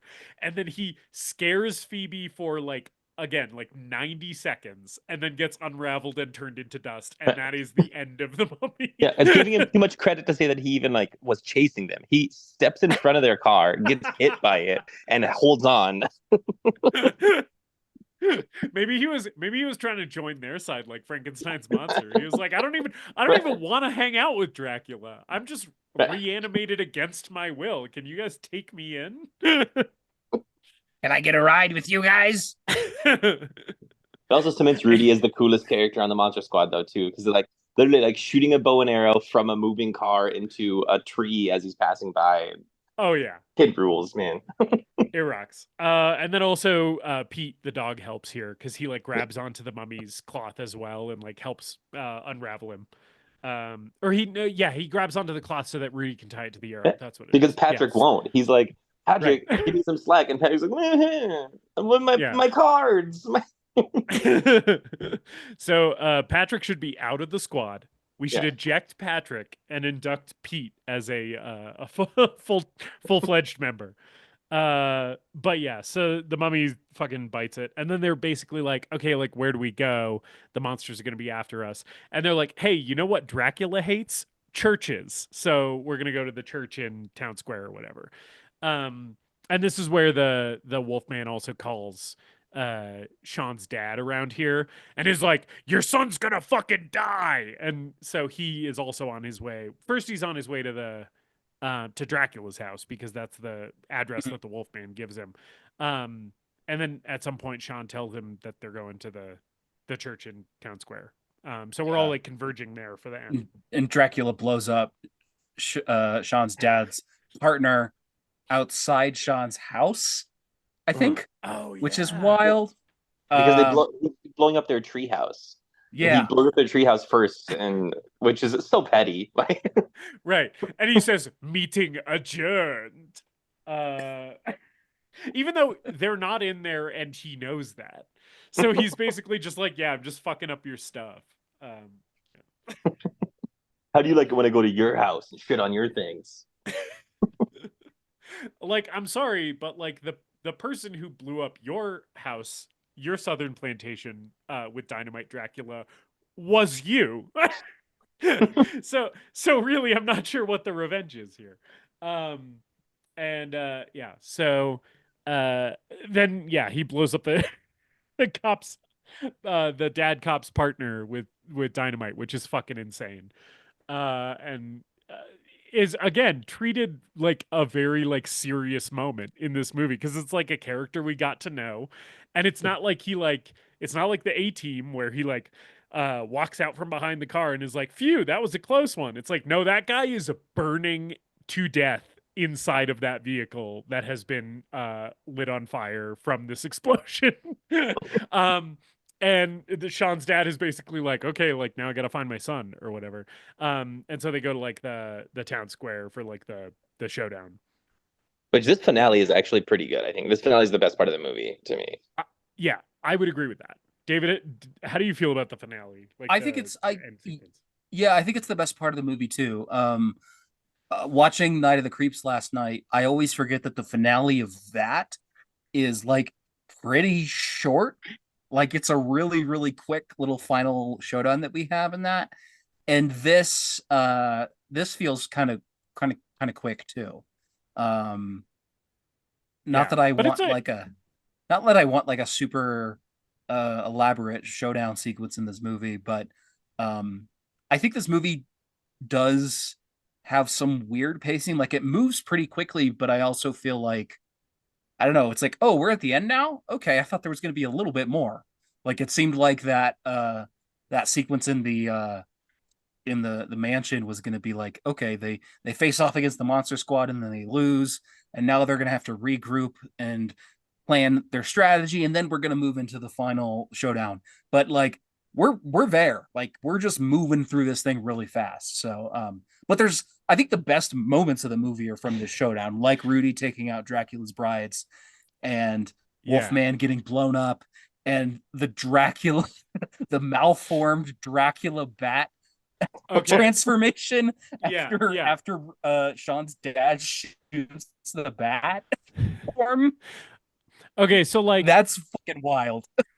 Yeah, we need to just drill into all the things you've said. We sort of already talked about Rudy taking down Dracula's brides, which is awesome, and Rudy rocks. So like they can't get into the church because it's locked or something at first, and then there's like another building that Dracula flies into, and then he's like in half bat form, and Sean's dad goes in there and gets attacked by the Wolfman, and Dracula lights dynamite to kill Sean's dad, and then Sean's dad shoves it into the Wolfman's pants. Am I right about this? And then throws him out a window. I'm trying to remember how this all happens. Yeah, I think Sean blows him up actually. Oh yeah, Sean shows up to help or whatever. Sean shows up to help, yeah. Right. And then he shoves Wolfman out a window and then he blows up and then we see his guts scattered across the pavement. Dude, this fucking werewolf blowing up easily raised my rating on this movie like a half star alone. It's I love that you see this Wolfman get blown to bits on screen. It is like, no, we just threw a dummy out a window and blew it the fuck up, and it rocks. It looks so good.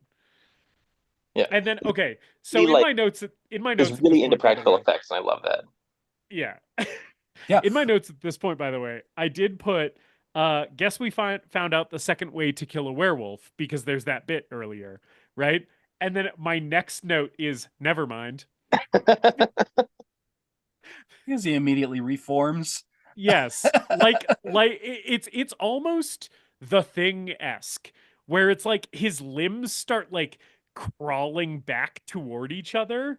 It's like, and you don't see very much of it. I kind of wish you saw more, but it's like the implication is very gross, where it's like all his fucking limbs that have been blown asunder are like scooching across the asphalt in this alley and like binding back together.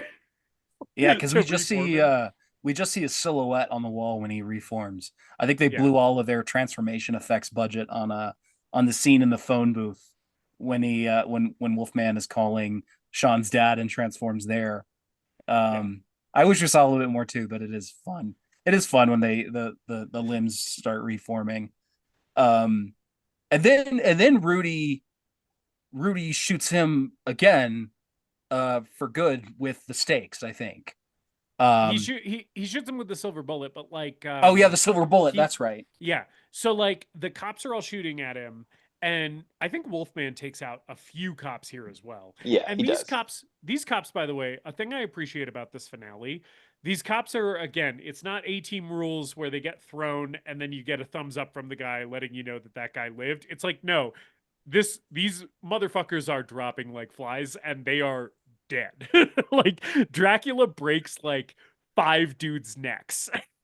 That's the part of this movie that I really appreciated, like, which again I think kind of messes with the tone, but I enjoy it. Like in hindsight, is that like they do, especially in this finale, like make the monsters an actual threat. Like they're not just like Scooby-Doo like villains where they're like spooking everybody. They are murdering innocent citizens, whoever comes in their path. Totally, yeah. So then like the cops are trying to shoot the Wolfman, and then Rudy gets like one of the cops' guns and empties out the bullets and puts in the one silver bullet. And as the Wolfman is like fucking taking down one of the cops, he like shoots the Wolfman with the silver bullet. And I fucking love the moment. And I like, it might be too tonally dark for like a child seeing this movie, But for me, it hits so fucking well where he shoots the Wolfman with the silver bullet, and the Wolfman is back in human form and just goes, "Thank you." I love that the actor that plays Rudy's like reaction to that, because like he pulls out his gun and he says like bang and then fires it, and like you can tell like he seems like legitimately like freaked out by shooting the gun afterwards. Like he's kind of Yeah. like breathing hard and like his eyes get all wide and stuff, like because he's a child. He's still like he's a preteen who just shot a gun for the first time, and then this person in front of him is like, "Oh, thank you for releasing me." Like he just like killed a man. He has to live with that forever now. Yeah, he's gonna have nightmares where he sees this guy's face for the rest of his life. Yeah, and it kind of rocks that like that exists in this like fun little movie for kids. It's I know the tone might be some might call it like confused or uneven, but like I kind of appreciate that it's like no, like we're taking big swings, and like some of those swings go into dark territory, and it's like it's a kid's horror movie. It's not a kid's action movie or a kid's comedy. Like this is Or a horror movie. a kid's movie with like horror elements. It's like no, No, it's a horror movie as much as it is a movie for kids or young adults. yeah, this is like a family horror movie, and it's Yeah. like we're not skimping on the horror, and I appreciate that. And Yeah. I like the contrast between that moment where like Rudy fires the gun and is clearly like shaken by his act, versus when Horace blows away the gill man and is immediately just like, "Who's next, motherfucker?" I love so like the bullies from earlier in the movie are like hiding in one of the stores downtown when Horace gets cornered by the gill man and blows him away with the shotgun. And then these bullies come out and they're like, hey fat kid, that was really cool. And he goes, the name's Horace, and then cocks the shotgun as if to say, call me fat kid one more time. Make my day, motherfucker. I got a taste for this now. Give me a reason, I dare you. The Gillman also racks up a body count in this, and like one cop, he like squeezes his head to kill him. That Yes. scene really stuck with me too. I remember as a kid. Yeah, and like the Gillman is, he tears through like a bunch of these cops before he gets shot. I also do think it's fun that just a single shotgun blast kills Gillman, because it's like all of the other monsters. It's like the mummy, you gotta unravel him. The Wolfman, silver bullet. Dracula, he's got his whole host of like he's a wooden stake or whatever. And it's like, no, you can just shoot the creature from the Black Lagoon with a gun. Yeah, just load up some double-aught buckshot and aim that at Gillman's chest, and he's not coming back from that. He's basically just a big amphibian. Like you can just shoot him. Shoot him and cut his head off and mount it on your wall. Even if they'd had like an initiation scene in the treehouse where it's like ways to kill a gill man. Well, gun. Pretty much. I think that's good, guys. I don't think we need any more. Yeah. Method number 1, gun. I like that when they're speculating on other ways to kill a werewolf, one of the ones they come up with is old age. I did think that was a funny joke. I also do really love the scene when Dracula is advancing on them and just walking forward, and then a cop will run up to him and without even looking, he'll like break his wrist or punch him in the face. I just love him fucking up these cops. He goes like full Terminator here for a little bit, and it kind of rocks. At this point, we've found out that the older sister is not in fact a virgin because I guess one of the guys she slept with doesn't count according to her. So we decided to give Phoebe the job of reading from this old German diary. With scary German guy trying to help her say the words phonetically, and I'm like, scary German guy turns to her and is like, "Hey, 5-year-old girl, you're a virgin, right?" I don't think the portal's gonna open with this garbled mess coming out of this little kid's mouth, trying to read German phonetically. And initially she's struggling with it enough that like Dracula makes it all the way to her and she has the amulet. And this is where the moment that scared Tony as a child happens, where his fangs come out. And Dracula calls her a bitch, which is pretty rad. He says, "Give me that amulet, you bitch." I think the darker stuff and the more adult stuff works best for me here at the end of the movie. I think of this final sequence, all of it works a lot better. I don't know if it's true or not, but I think I read something at some point too that they had not shown her like him with the fangs and stuff ahead of time.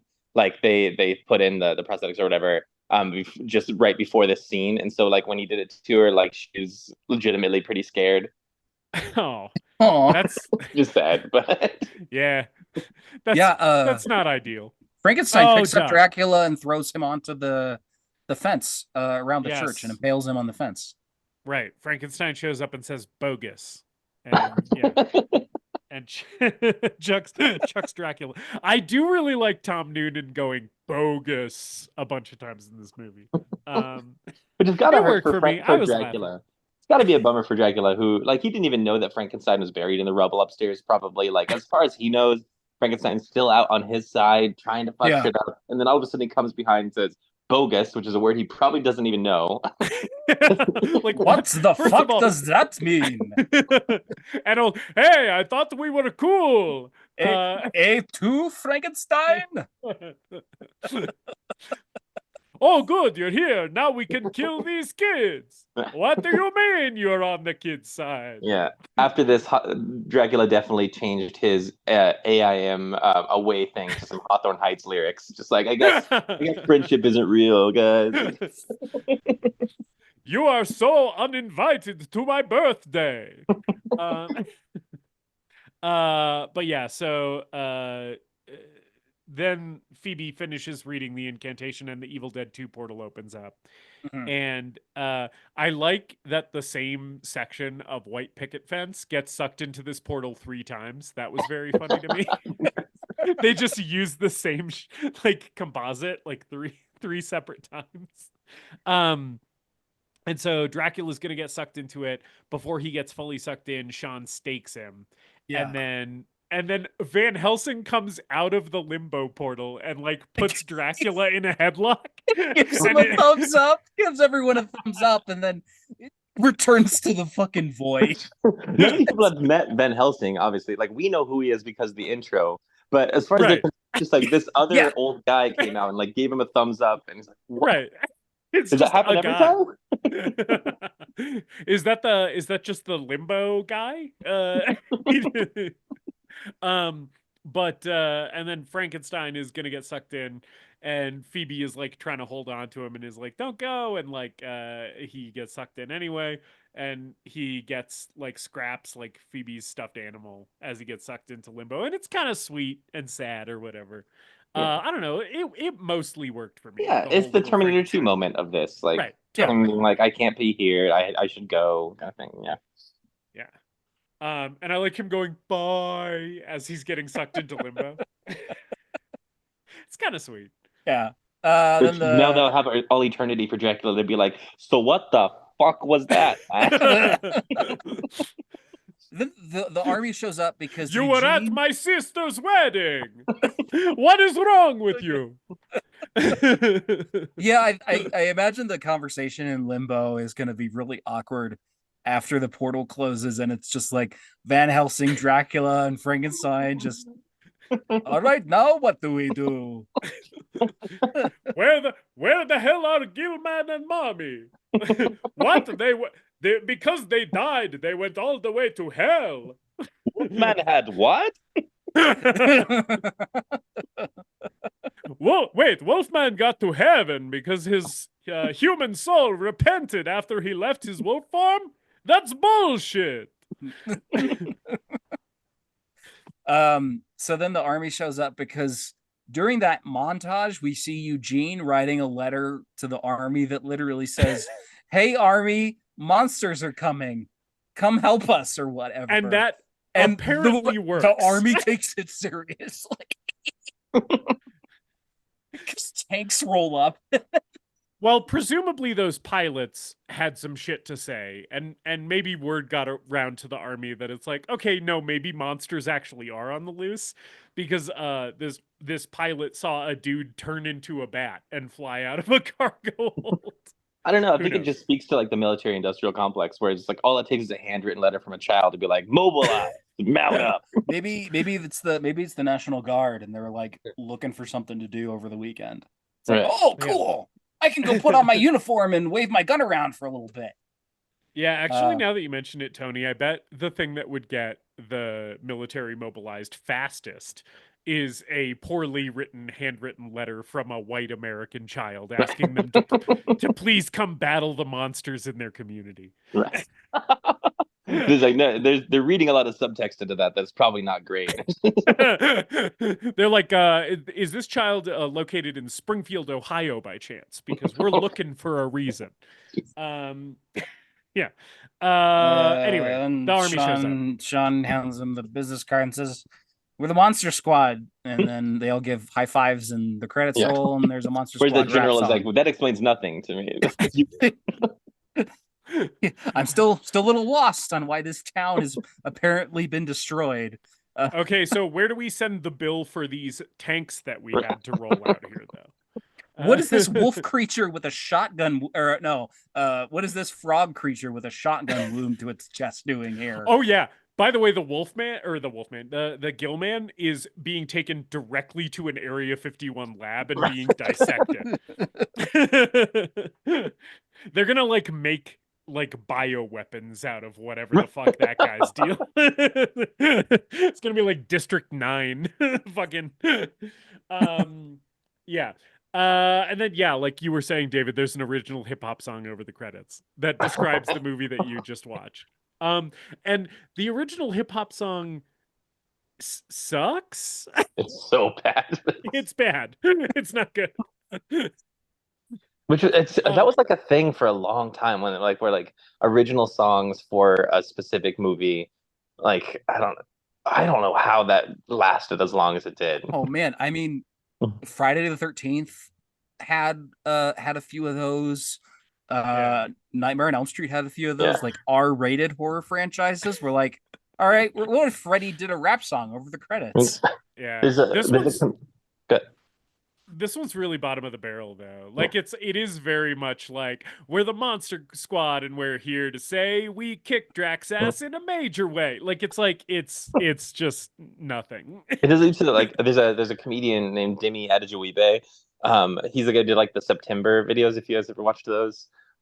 He has a running gag where like he would do those for like movies that definitely shouldn't have it, especially if they're like Will Smith movies, because Will Smith did that for like Wild Wild West and Men in Black and stuff.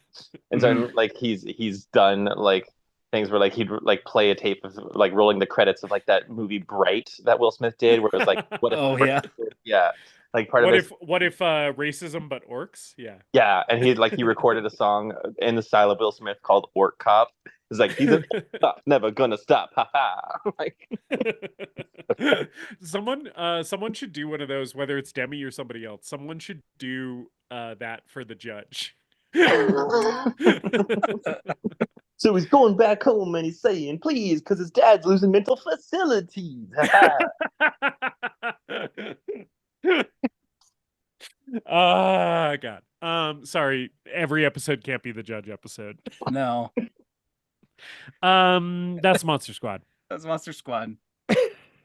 Tony, is Monster Squad the greatest movie ever made?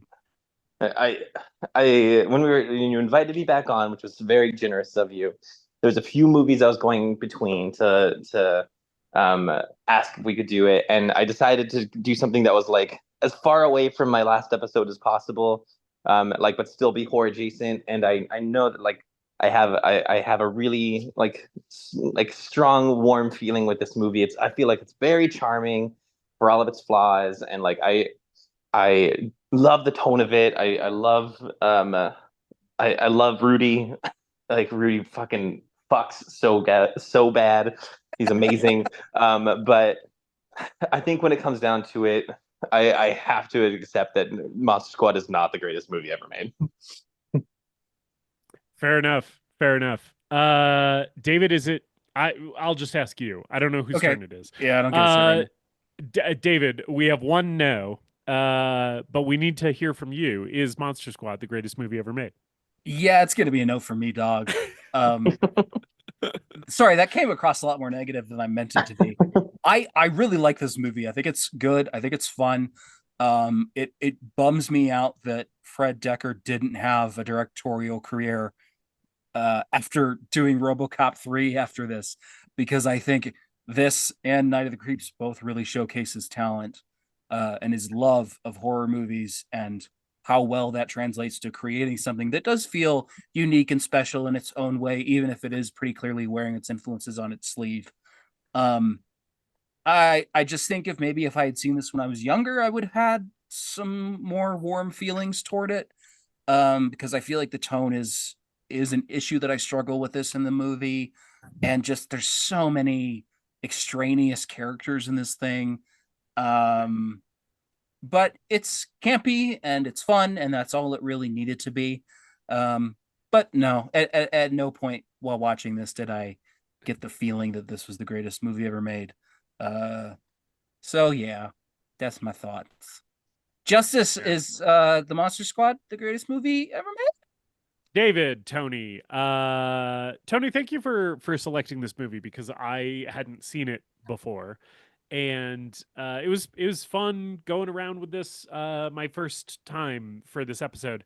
I know a lot of people say that movies like this and The Goonies and stuff kind of that kid power vein usually doesn't work for you if you weren't raised on it. I wasn't raised on this movie. I hadn't seen it until yesterday. It still worked for me. Like, I liked this movie. I enjoyed the experience of watching it. I thought a lot of it was funny. I thought a lot of the horror stuff, while it was tame and kid friendly, also like hit for me. Dracula's half bat, half human form is so fucking disgusting and weird. Yeah, we And I really love didn't the- hone in on that enough, but it is. Yeah. Yeah, it was like I a love- throwaway thing, but it was great. Yeah. I love that it's included in this movie. It's like such an insane thing that they like that Stan Winston did multiple days, potentially weeks of work on that for like one shot of this movie. And like shit that makes me admire this movie so much.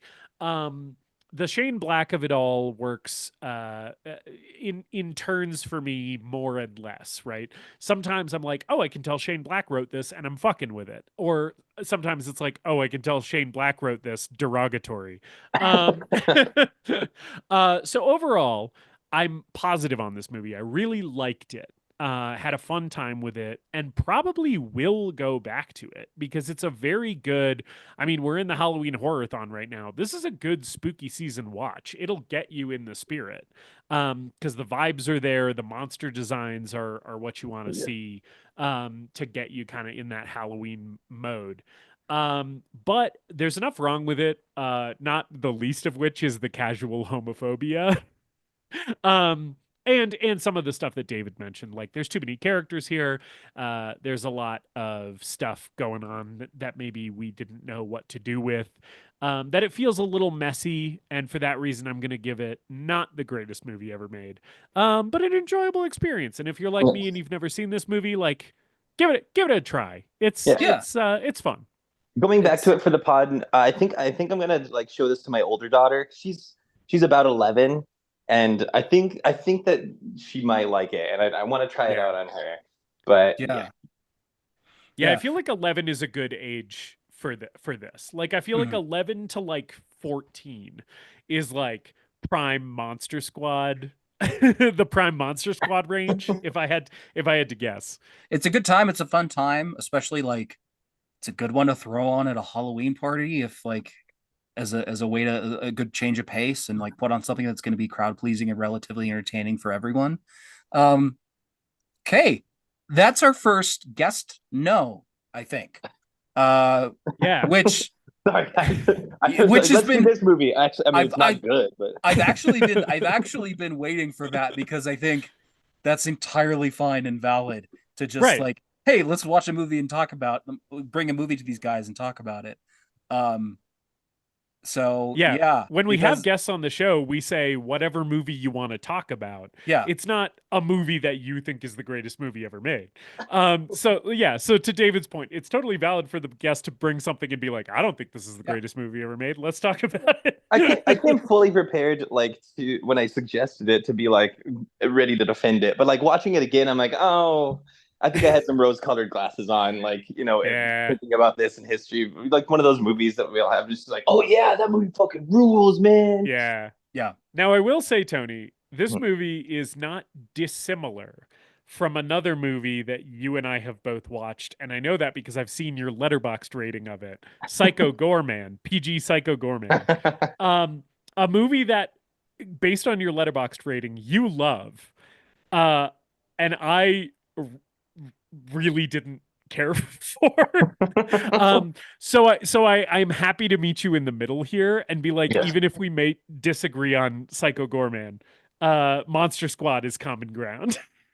Psycho Goreman, for me, I think like truly the makeup effects and like the creature design really carry that a long way for me. Yeah, that's fair. And I was 'Cause like a it big does- Power Rangers guy, and I feel like they made him like a Power Rangers villain. Like he's got big Ivan Ooze vibes, and I feel like that really hit something for me. But Well, fair enough. And isn't Psycho Goreman at least like referencing a lot of like trauma? Isn't it sort of like a trauma movie? Or yeah, I think so. It's got Yeah, that kind of vibe to yeah. it. Okay. Yeah, it's Yeah, very trauma-esque. Yeah. Yeah, because I know Tony, you're a big fan of trauma, so but I haven't seen it. I don't know where we're talking about Psycho Goreman. I don't know. I brought up Psycho Goreman. Sorry. It's okay. That's the show. Tony, thanks for hanging out with us again. Thanks for having me, guys. Let's do this again next year. Maniac Cop, put it on the Definitely. calendar. Maniac Cop mentioned. Maniac Cop mentioned. Definitely Maniac Cop this time. Maniac Cop 2025. Those of you who are listening, tweet out the show, talk about the show, send us a review, suggest a movie to us. You can send one to our email at thegreatestmoviepodcast@gmail.com. You know, like just give us something to talk about. We're The most important thing David just said, though, was leave a review. Yeah. Because that is what helps podcasts get new listeners. If we don't have reviews, people will not find our show. So please review wherever you listen. Thank you. We also probably could have named the show something other than the greatest movie ever made. that's not it's too super late now. original. That's title. our brand identity. Yep. Really hitting the SEO on that one, guys. Yeah. The Halloween Horrorthon 2, Dead by Dawn. Dead by Dawn. The sequel. Sorry, I've been waiting for you to continues- say it the entire episode. The sequel continues along next week with Evil Dead 2. Hell yeah. Evil Dead 2, what, David? Is it called Dead by Dawn? Or Yeah. is that Okay. was that just a tagline? I guess we can talk about it next week. Yeah, it's I think it was marketed as Evil Dead 2 Dead by Dawn, but colloquially and in like home video releases, it's just Evil Dead 2, I think. But I think at time of release, when it was like going to theaters, they had it marketed as Evil Dead 2 Dead by Dawn. Dead by Dawn. So join us next week to talk about some Raimi and some Bruce Campbell and some Deadites. It's going to be groovy. Tony, you want to join us for the sign off? Yeah, absolutely. Okay. Oh. David, are you going to lead us into it? Yeah, I was. Are you going to join us Okay. for the sign off, David? Yeah, I am. Okay. As always, later. Later. Shit. It's almost time, kids. The clock is ticking.